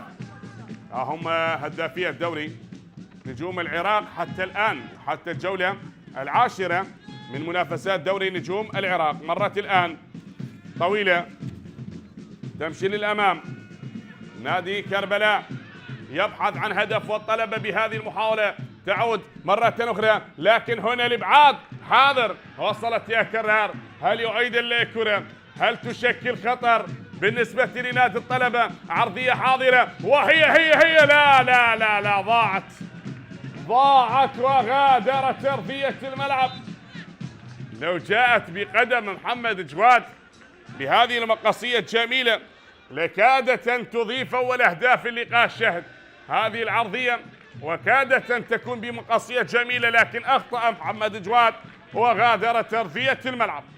كانت رأسية المدافع بابا موسى حاضرة وخلصت الكرة الماضية. تعود مرة أخرى هي بوسط الملعب. تستمر ندية اللقاء ما بين نادي كربلاء ونادي الطلبة. علي فائز والدكة حاضرة بعض لاعبي نادي الطلبة حاضرين كي يترقبون أحداث المباراة من المدرج لملعب أمانة بغداد. نقلة مستمرة. الإصابات أكيد مؤثرة وتبقى مؤثرة بالنسبة نادي الطلبة، يمتلك نخبة من اللاعبين المميزين.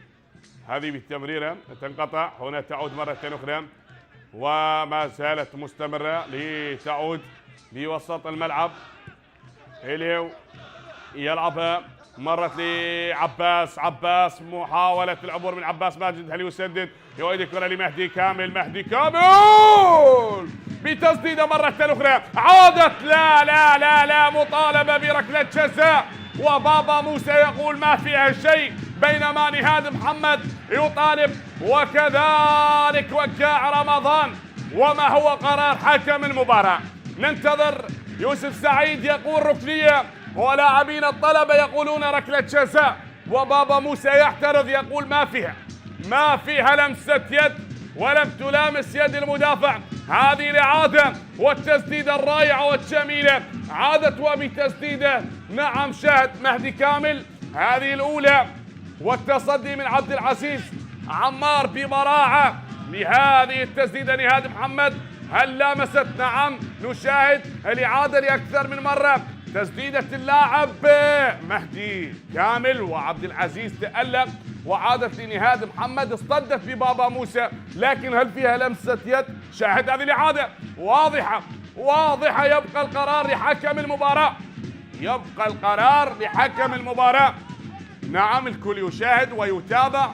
هل فيها قرار لحكم المباراة ويذهب للفار ليعطي قراره أم بابا موسى بعد اعتراضه لن يكون هناك ركلة جزاء؟ ننتظر القرار الأول والأخير يعود للكابتن يوسف سعيد. نشاهد أحبتي قمة هذه المباراة. نادي كربلاء ونادي الطلبة. هل سيكون هدف بقمة مباراة اليوم؟ حقق الفوز بمباراتين بعد الفوز على نادي النجف هناك بملعب النجف الدولي. كانت هدفين لنادي كربلاء وكذلك حقق الفوز على نادي الكرخ بهدفين لهدف، بينما خسر من الشرطة. حكم المباراة يطلب استمرارية اللعب ويقول ما فيها شيء. الركنية الآن لمصلحة الطلبة. ملعوبة هذه الكرة بالراس قريبة لنهاد. تعود ومن اللاعب كوني ابراهيم ماشية لرضا. رضا فاضل يحاول العبور بينما تنقطع من كرار محمد. قطعت الكرة الماضية. هذه الإعادة للقطة اللاعب كوني هذا جويل شوفوا ونهاد محمد. وكذلك ايضا كانت مطالبة لحكم المباراة. هنا الفار. هنا الكابتن احمد عسكر يتكلم مع حكم المباراة. حكم الفار من نينوى وكذلك حكم المباراة من كركوك الدولي يوسف سعيد. نعم يقول استمر وتستمر المباراة. تأكد من الحالة. عادت في وسط الملعب مستمرة من مهدي. فهناك بتمريرة باتجاه اللاعب كرار. تلعب هذه الكرة قصيرة لمهدي كامل. تتهيأ ربما الآن هل تكون العرضية حاضرة؟ هذا الدخول الجميل. تتهيأ جول. لا انقطعت وعادت وبراعة الحارس عبد العزيز عمار يتألق وينقذ مرمى العميد من الأهداف المحققة بهذه المباراة. عبد العزيز هو العزيز الآن، هو من يتألق، هو من يتصدى ببراعة وينقذ مرمى الطلبة من محاولات تهديفية رائعة. نعم، ويفسد متعة الهدف على نادي الطلبة بالعديد من المحاولات. تعود الآن لنادي كربلاء بتسديدة جميلة من اللاعب سجاد رعد وغادرت أرضية الملعب. شاهد هذه الإعادة مرة أخرى، تمريرة اللاعب كرار ومهدي كامل سدد، لكن الإبعاد كان حاضر من اللاعب سامي. نعم، سامي هين كان متراجع، هو من أبعد الكرة من أمام كرار، أيضا كان قريب. داود عالية الكرة ومحاولة هنا تصل لنادي الطلبة بتسديدة مرة أخرى، يأتي الإبعاد تتخلص. شاهد غضب اللاعب مهدي كامل بالبحث عن هدف أول بهذه المباراة، بالبحث عن أول أهداف المباراة. دعونا نشاهد جانبية ملعوبة للكرة، وصلت لمنطقة 18. جويل والإبعاد حاضر، تتخلص الآن من كرار بتسديدة، هل تصل لنهاد؟ ولكن هنا تتخلص لتعود مرة أخرى بوسط الملعب. ماشية من زيد انقطعت وتصل هناك قريبا للمدافع محمد بن طرشة. محمد بن طرشة يحاول أن يعيد الكرة للحارس، لا، تراجع عن قراره وأصبحت الكرة بأقدام اللاعب عباس ماجد. من عباس ماجد، تمريرة عباس مرت لكرار، يعدي بهذه الكرة كرار، وصل لمنطقة 18 لكن كون إبراهيم هو القريب. كوني إبراهيم يلعبها لسامهين، تغيير مسار الكرة لوسط الملعب من سامهين. بهذه الكرة تصل لمصطفى، هناك محاولة، هل تمشي لمشتاق أم لمصطفى؟ بهذه التسديدة وصلت لأحضان الحارس دوليفان مهدي. من دوليفان وبوسط الملعب مرة أخرى حلو مونتيري، تمشي لمهدي كامل. مهدي كامل ولنادي الطلبة للأنيق مرة أخرى، وعادت بأقدام اللاعب سامي.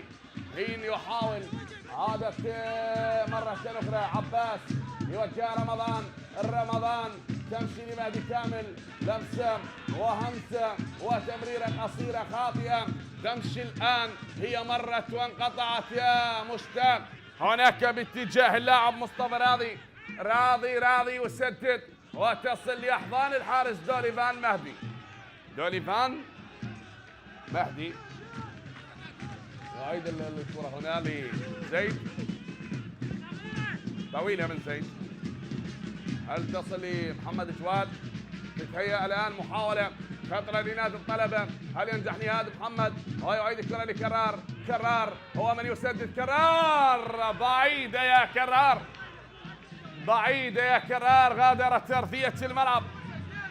كرار تغادر أرضية الملعب، تستمر ندية المباراة بهذه المحاولات، بهذه التسديدات لقمة مباراة اليوم.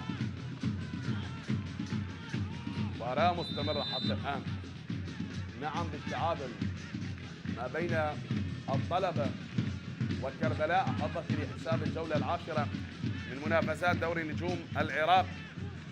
وما زلنا نترقب هل يشرك هناك قبل الكابتن حيدر عبودي يزج بالمهاجم داوودة، هذا اللاعب الغاني، وكذلك واحد من اللاعبين المميزين مع نادي كربلاء، لعب للدوري العماني، مثل نادي السيد العماني، هذا سجاد رعد، لعب ايضا لنادي نفط ميسان ولنادي كربلاء، عنده اهداف جميله هذا اللاعب. الركنيه ملعوبه للكره والابعاد حاضر، تتخلص بوسط الملعب مره اخرى، ما زالت الكره مستمره والتحضير، وضعت هناك اعتراض من اللاعب نهاد، تعود مرة أخرى من محمد كريم، يبعث التشتيت للكرة من أمام اللاعب سامهين، لكن بوسط الملعب ماشي لنادي الطلبة المطالب بهذه المباراة بخطف النقاط، لكن أحبتي حتى الآن والتعادل هو المهيمن على أحداث المباراة. لا شيء لكربلاء ولا شيء للطلبة. عادت هنا لمهدي كامل بهذه العرضية، حاضرة بالراس، وصلت لعبد العزيز عمار. شاهد غضب المدافع بابا موسى. هذه نعم التمريرة والعرضية وراسية اللاعب وقاع رمضان.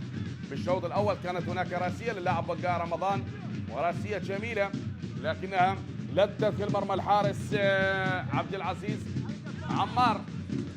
ذكرنا عدة مواجهات جمعت الفريقين، وما زلنا نترقب متعة هذه المباراة وقمة هذا اللقاء. موسم 92 تواجه كربلاء أمام الطلبة في موسم 92-93. يومها انتهت المباراة بهدفين دون رد. سجل مهدي كاظم الهدفين بتلك المباراة بهذه التسديدة. نعم شاهد غضب الحارس. وكذلك موسم 93 انتهت المباراة 3-0، وما سجل صباح جعير وولي كريم وحازم ياسر في تلك المباراة التي انتهت ب3 أهداف مقابل لا شيء لمصلحة نادي الطلبة. هذه لا عادة لكرة اللاعب نهاد محمد، كادت أن تكون في المرمى يا نهاد، لكن غادرت أرضية الملعب. وبراعة هذا الحارس تفسد متعة الهدف الأول وتحرم الطلبة من تسجيل الهدف الأول في المباراة. على ما يبدو نور المصطفى هو البديل بدلا من اللاعب مصطفى راضي.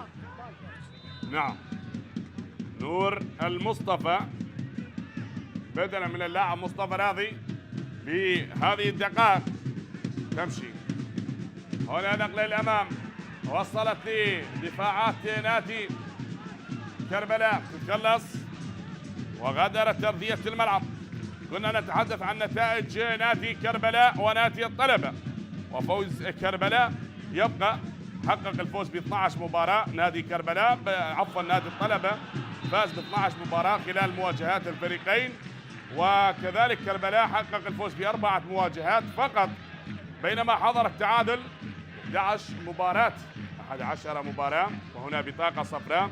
التعادل سلبا من دون أهداف حضر ب6 مباريات، والتعادل بهدف لمثله حضر ب3 مواجهات، والتعادل بهدفين لهدفين حضر بمواجهتين.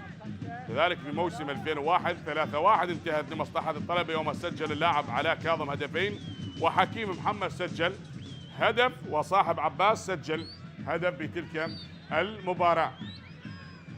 صاحب عباس كان الهداف التاريخي للدوري العراقي ب 177 هدف، لكن أمجد راضي أصبح ب 179 هدف يكسر هذا الرقم الكبير. وهنا الكرة الثابتة وصافرة حكم المباراة. ما زلنا نترقب ونشاهد أحبتي متعة هذا اللقاء وإثارة هذه المباراة.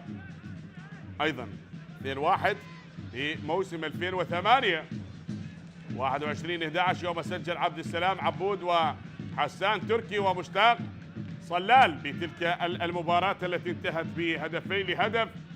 كذلك بموسم 2009 14/7 انتهت بهدفين دون رد. بايجو سجل بتلك المباراة الهدفين أحمد الطير لنادي الطلبة. وهنا الكرة الثابتة لمصلحة الأنيق في موسم 2010 1-0 سجله اللاعب عبد السلام عبود. نترقب حتى تلعب هذه الكرة الثابتة ونعود نكمل سلسلة الاتصالات التي جمعت الفريقين واللقاءات. هذه ثابتة بالتسديدة تلعب، وهنا عادت بوسط الملعب بهذه التمريرة. قمة هذه المباراة ما زالت مستمرة. عدت الآن هي محاولة وللاعب بابا موسى يتركها. تعود مرة أخرى سجاد، الإبعاد حاضر من جويل، ومرة أخرى لسجاد رعد بوسط الملعب. هذا هو شوفوا يلعب لنوفون إيفون نوفون. هناك صافرة لحكم المباراة وخطأ بوسط الملعب. مزاح ما بين حكم المباراة واللاعب مهدي كامل. في اللقطة الماضية كان مهدي ود الاحتراف على اللقطة الماضية، لكن حكم المباراة كان قريب. وهذه محاولة انقطعت تمشي الآن لنادي الطلبة. محاولة الهجوم تمشي لنادي الطلبة ما زالت مستمرة. هي عدت يلا لتعود وما زالت المحاولة تمشي للأنيق بالبحث عن الهدف الأول. هل ينجح الأنيق ويسجل أول أهداف المباراة؟ لكن هنا عادت الكرة من جديد. هي مستمرة بندية اللقاء ما بين الفريقين. فهل ينجح نادي الطلبة أو نادي كربلاء؟ تستمر ندية المباراة. تعود الابعاد حاضر من كرار تتخلص تكون قريبة. هناك محاولة من جديد. كل شيء مستمر بهذه المباراة بالبحث عن الهدف، والهدف لا زال غائبا عن أحداث مباراة اليوم. وما زلنا ننتظر ونترقب.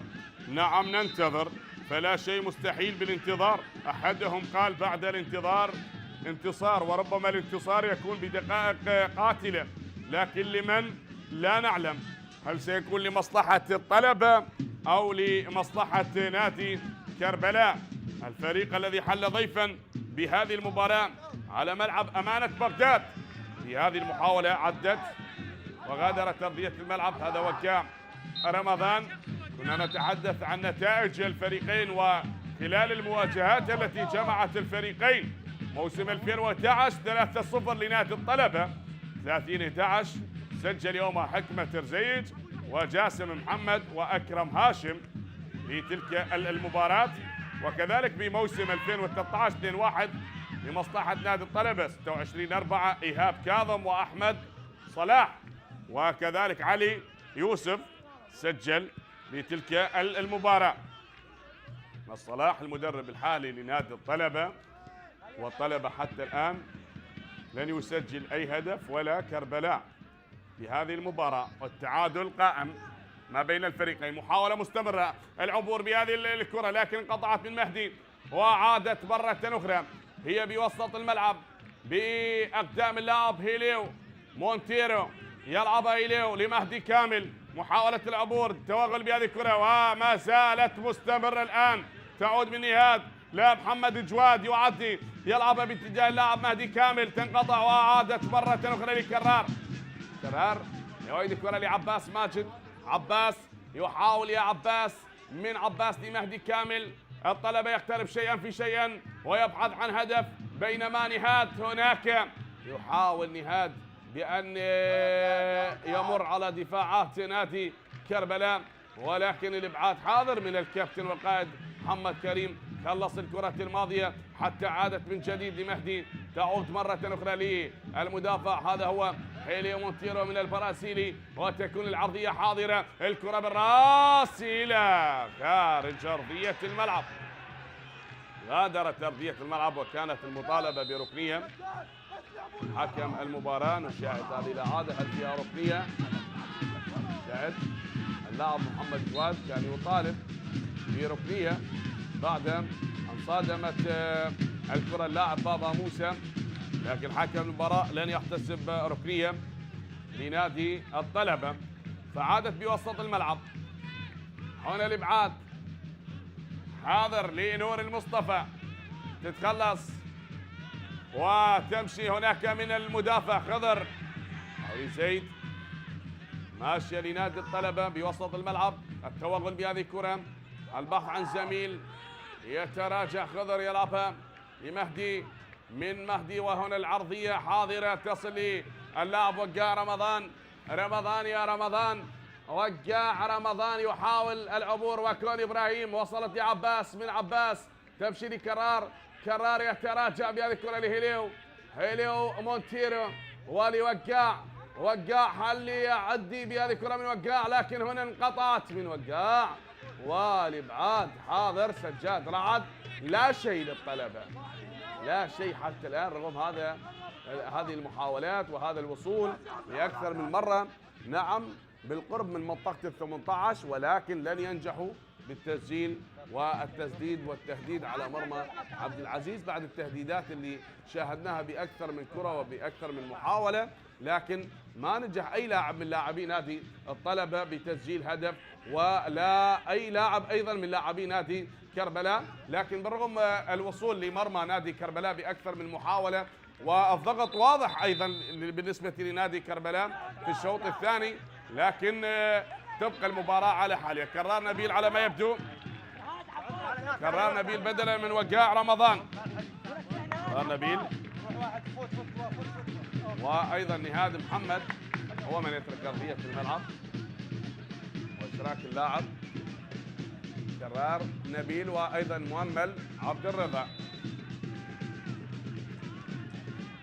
إذن وقاع رمضان يترك أرضية الملعب، ونهاد محمد، دخول لمؤمل عبد الرضا وكرار نبيل في وسط الملعب.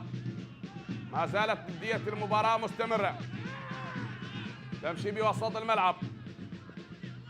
قمة هذه المباراة حتى الآن أحبتي مستمرة بالتعادل ما بين الفريقين.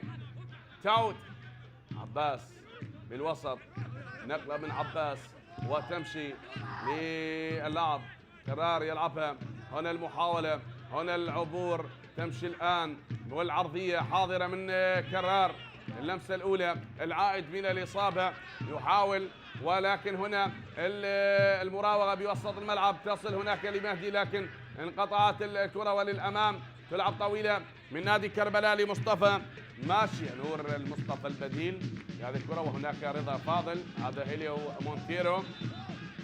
حدثنا عن نتائج نادي كربلاء كذلك في موسم 2013 31/12 2-1 انتهت لنادي كربلاء يوم سجل اللاعب علي فائز وعلي صلاح، واللاعب بورباسو لاعب نادي كربلاء سجل الهدف الوحيد.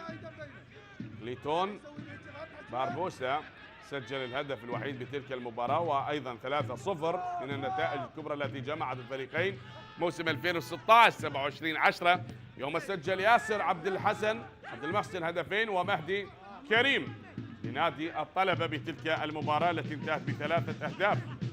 هذه عادت من جديد. كذلك موسم 2017 3-0، وأيضا موسم 22 1-0 يوم سجل اللاعب علي مهدي بتلك المباراة الهدف الوحيد لنادي الأنيق. هذه مواجهات نادي كربلاء ونادي الطلبة بالفوز على نادي كربلاء ب 12 مواجهة حقق فيها الفوز نادي الأنيق، بينما ب4 مواجهات حقق الفوز نادي كربلاء. أول فوز كان لنادي كربلاء موسم 2011 1-0 سجله اللاعب كرار عبد ياسر، وكذلك موسم 2012 3-2 يوم سجل علي مجيد وحسين فرهود سجل هدفين، وهشام محمد وعلي صبري سجلوا لنادي الطلبة. كذلك موسم 2018 بسام قابل سجل الهدف الوحيد بتلك المباراة، وآخر لقاء جمع الفريقين كانت ب3 أهداف المقابل هدف لنادي كربلاء، والأهداف ال4 سجلوها لاعبي نادي كربلاء. 3 سجل 1 بابا موسى وسجاد حسين وزيدان عبد الجبار، وسامي هين سجل عن طريق الخطأ بمرمى فريقه. ما زلنا نترقب حتى الآن ونشاهد إثارة هذه المباراة. هذه مواجهات الفريقين تحدثنا بها أحبتي، وما زلنا ننتظر هدف لكي يكون حلاوة لهذه المباراة ومتعة لهذا اللقاء بهذه القمة لحساب الجولة 10 من منافسات دوري نجوم العراق. هنا الصافرة والخطأ، صافرة حكم المباراة يشير لوجود خطأ.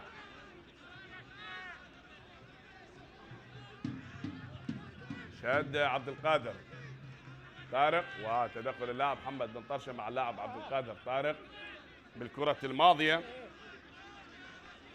الطلبة لعب 9 مباريات، حقق الفوز ب4، خسر 3، تعادل بمباراتين، فاز على الكرخ 1-0، على الكهرباء بهدفين، على توك 3-1، وعلى اربيل 1-0، بينما تعادل مع زاقة وسلبن مع نفط الوسط سلبن باخر مباراة.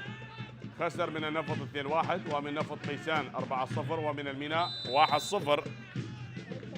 الخسارة القاسية هي 4-0 من نادي نفط ميسان، 4 أهداف مقابل لا شيء. الموسم الماضي نادي الطلبة احتل المركز الرابع في سلم الترتيب لدوري نجوم العراق، وكذلك حقق نتائج طيبة.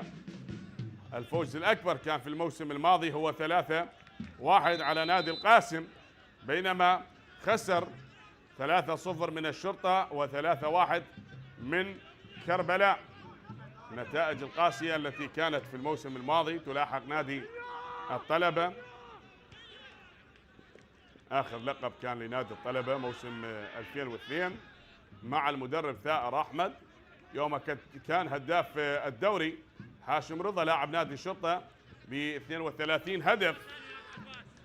ما زلنا نشاهد أحبتي وننتظر قمة هذه المباراة، هل يكون فيها هدف لمن، وهل تكون النقاط الثلاثة بجعبة عبودي أو لأحمد صلاح؟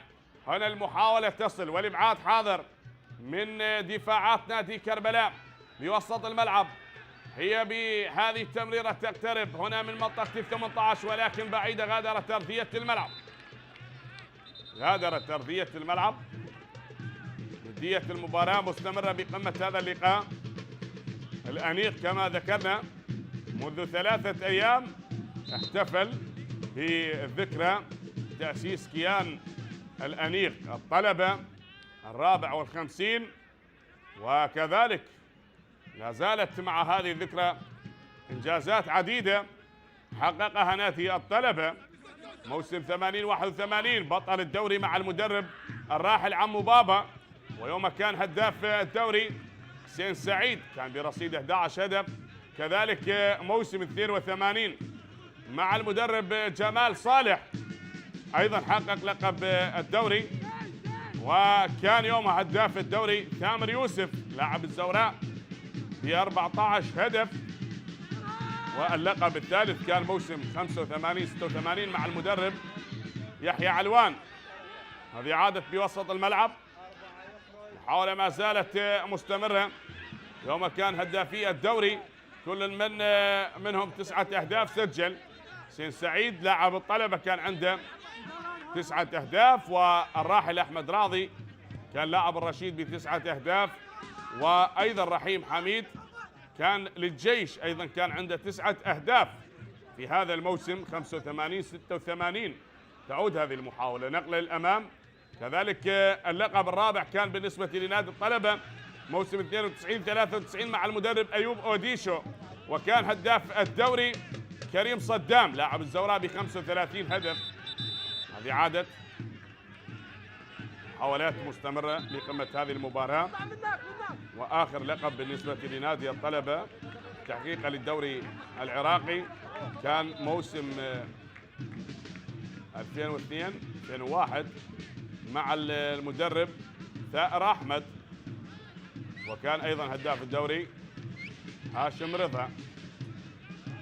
حسين عمار يشترك الآن، هذا المدافع الطلبة خرج العديد من الأسماء من اللاعبين من المدربين، منهم من أصبحوا مدربين ومنهم من اعتزلوا كرة القدم ومنهم من خرجوا أجيال في الوقت الحاضر. نتحدث عن الراحل عمو بابا وعن جمال صالح، عن الدكتور يحيى علوان، عن ثائر أحمد، ثائر جسام، أيوب أوديشو، قحطان شثير، حسن أحمد، سلسلة من المدربين، وأحمد خلف، أكرم أحمد سلمان، عامر جميل، أنور جسام، والكثير، على كاظم، حسين سعيد، أيوب أوديشو، جمال علي، ثائر أحمد، وميض منير، حبيب جعفر، وربما تخونني الذاكرة، والكثير من الأسماء التي مثلت هذا الكيان الكبير، ومنها من دربت يونس محمود، نور صبري، مصطفى كريم، هذه الأسماء، سامر سعيد، نديم كريم، والعديد من اللاعبين اللي مثلت نادي الطلبة هذا الكيان، ومنها من شاركت بإنجازات نادي الطلبة. الطلبة يحاول أن يعود لسلسلة الانتصارات ويتربع على خشبات التتويج من جديد بهمة اللاعبين والكادر التدريبي كابتن أحمد صلاح بهذه المحاولة، بينما نادي كربلاء هذا هو العميد. نعم، خلال مشواره في الدوري العراقي. موسم 2004-2005 احتل المركز الثامن في سلم الترتيب للدوري العراقي، بينما الموسم الماضي أيضا موسم 22-23 احتل المركز الثامن برصيد 56 نقطة.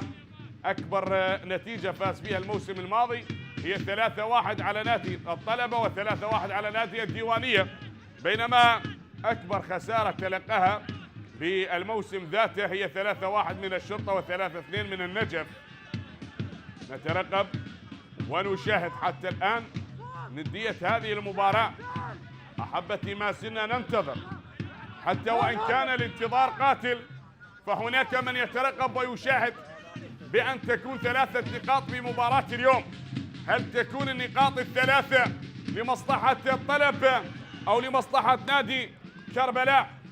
تستمر ندية المباراة بهذه الندية وبهذه الروحية وهذا الأداء لقمة مباراة اليوم. عادت هذه الكرة من زيد، نلعب بالدقيقة 87 وكل شيء يمضي لمباراة اليوم. هي تعود والإبعاد حاضر، عادت ماشية الكرة الآن مرت. هل ينجح أبناء الطلبة أصدقاء وأبناء لؤي؟ هنا محاولة أحمد صلاح ووصلت للحارس عبد العزيز عمار بالكرة الماضية لكربلاء. هل يعودون كتيبة المدرب حيدر عبودي بنقطة ثمينة يخطفها من ملعب أمانة بغداد بعد مواجهة الأنيق الذي أراد أن يتأنق بهذه المباراة بخطف النقاط الثلاثة، لكن على ما يبدو العميد سيجبر الأنيق على أن يتقاسموا نقاط هذه المباراة. هي عادت وهنا سامي هين يحاول بتسديدة من مكان بعيد. سامي هين وهناك صافرة لحكم المباراة، كذلك عبد العباس اياد هو البديل القادم. عبد العباس اياد بدلا من اللاعب عبد القادر. يشرك الآن عبد العباس اياد. نعم، عشاق الحميد كذلك ينتظرون. نادي كربلاء النادي الذي يمثل هذه المدينة العريقة، مدينة كربلاء المقدسة، المدينة الجميلة. ما زلنا نتابع. صافرة لحكم المباراة.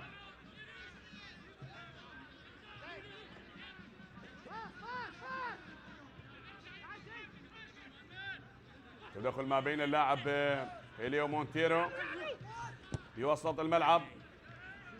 عادت هي قريبة تمشي، وهنا المحاولة لزيد تحسين يحاول، بينما اللاعب رضا فاضل وانقطعت من عباس ماجد بوسط الملعب. يا عباس تصل لكرار نبيل ومن كرار محمد. هناك في الجهة اليمنى محاولة العبور، تمشي يا كرار وعدت من كرار لمؤمل بالبحث عن الهدف الأول بهذه المباراة.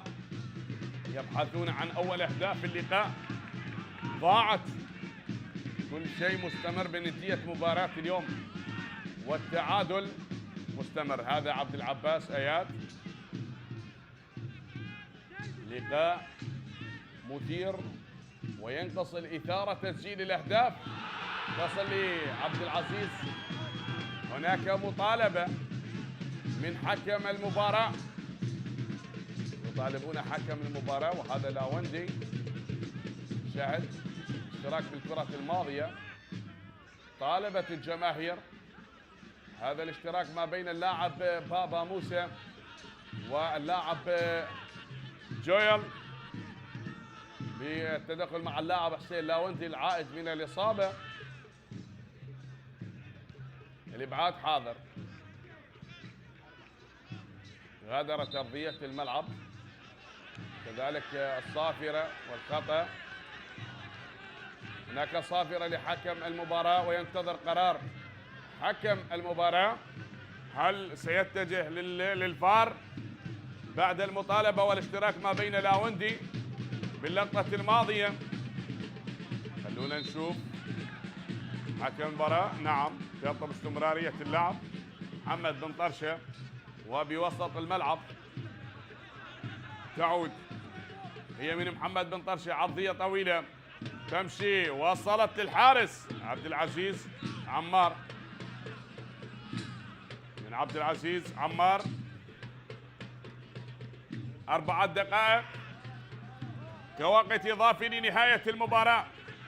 هذه عدت للأمام مستمرة وخروج موفق للحارس دوليفان مهدي. إذا بهذه الدقائق الأربعة سيبقى الأنيق هو الصديق للعميد بهذه المباراة إذا انتهت بالتعادل. نقطة تكون لنادي كربلاء ونقطة تكون لنادي الطلبة. هنا سيعودون للمدينة المقدسة لكربلاء أكيد بنقطة ثمينة يخطفها من ملعب أمانة بغداد من العاصمة. ومحاولة العبور، لا لا لا خطرة، محاولة لا كادت أن تعدي وتسجل هدف أول، لكن هنا سين عمار ووصلت للحارس دوليفان مهدي. هذه الإعادة أخطأ بها المدافع وكادت أن تكون من رضا فاضل في المرمى، وكذلك للحارس دوليفان بعد أن حاول رضا فاضل ومحاولة اللاعب عبد العباس اياد بالكرة الماضية وبوسط الملعب. هذه عادت تمشي بتمريرة، وصلت هنا لابعاد حاضر تتخلص بوسط الملعب من جديد، تمريرة للأمام تصل هنا من نور للمصطفى تمشي، وهنا الابعاد من محمد بن طرشة، حاضر من محمد بن طرشة وما زالت مستمرة. يلا عدت الآن، انقطعت من اللاعب مؤمل. القرار بوسط الملعب، ندية المباراة حتى الآن مستمرة بهذا اللقاء ما بين كربلاء والطلبة. تمشي لنادي الطلبة بهذه الكرة والتمريرة، هي لن تصل لعباس بينما انقطعت وعادت إلى خارج أرضية الملعب. هذا سامي. ندية المباراة مستمرة والوقت يمضي ويداهم أحداث الشوط الثاني من الوقت الإضافي المتبقي. نلعب بالدقيقة الثالثة من الوقت الإضافي، فعدت هنا مستمرة. يلا ماشي نور المصطفى يعيد الكرة لرضا فاضل ولنادي كربلاء. الندية بهذه الكرة يطالبون بخطأ لكن تستمر. حكم المباراة يطلب استمرارية لعب لنادي الطلبة بتمريرة. وصلت الآن التعادل سلبا يهيمن على أحداث المباراة، وبوسط الملعب ما زالت مستمرة الكرة وبتمريرة طويلة، ارتقاء وصعود بالرأس، تتهيأ، عادت لرضا، هو من يحاول بهذه الكرة. رضا لنور المصطفى بالقميص رقم 19، ماشية بتسديدة، ارتدت من اللاعب زيد، تحسين تتخلص، وكذلك الابعاد حاضر. هذا هو سامي هين، ماشية من سامي هين ومحاولات مستمرة يا سامي هين. على ما يبدو التعادل هو من سيبقى الفاصل والعادل ما بين الطلبة والعميد. بطاقة حمراء على الكابتن حيدر عبودي مدرب الفريق، يتلقى البطاقة الحمراء باللحظات الأخيرة من عمر المباراة ومن الوقت المتبقي الإضافي. تمشي لنادي الطلبة. هنا المحاولة وصافرة حكم المباراة تعلن عن نهاية اللقاء بالتعادل سلبا من دون أهداف. لا شيء للطلبة ولا شيء لنادي كربلاء، وبالآخر تبقى المباراة حبايب ونقطة ثمينة بالنسبة لنادي كربلاء يخطفها من ملعب اسود العاصمة. شكرا للفريقين، التقيكم في يوم آخر ومباراة أخرى على بركة الله. تقبلوا تحياتي أنا محدثكم حسين السعدي، والسلام عليكم ورحمة الله وبركاته.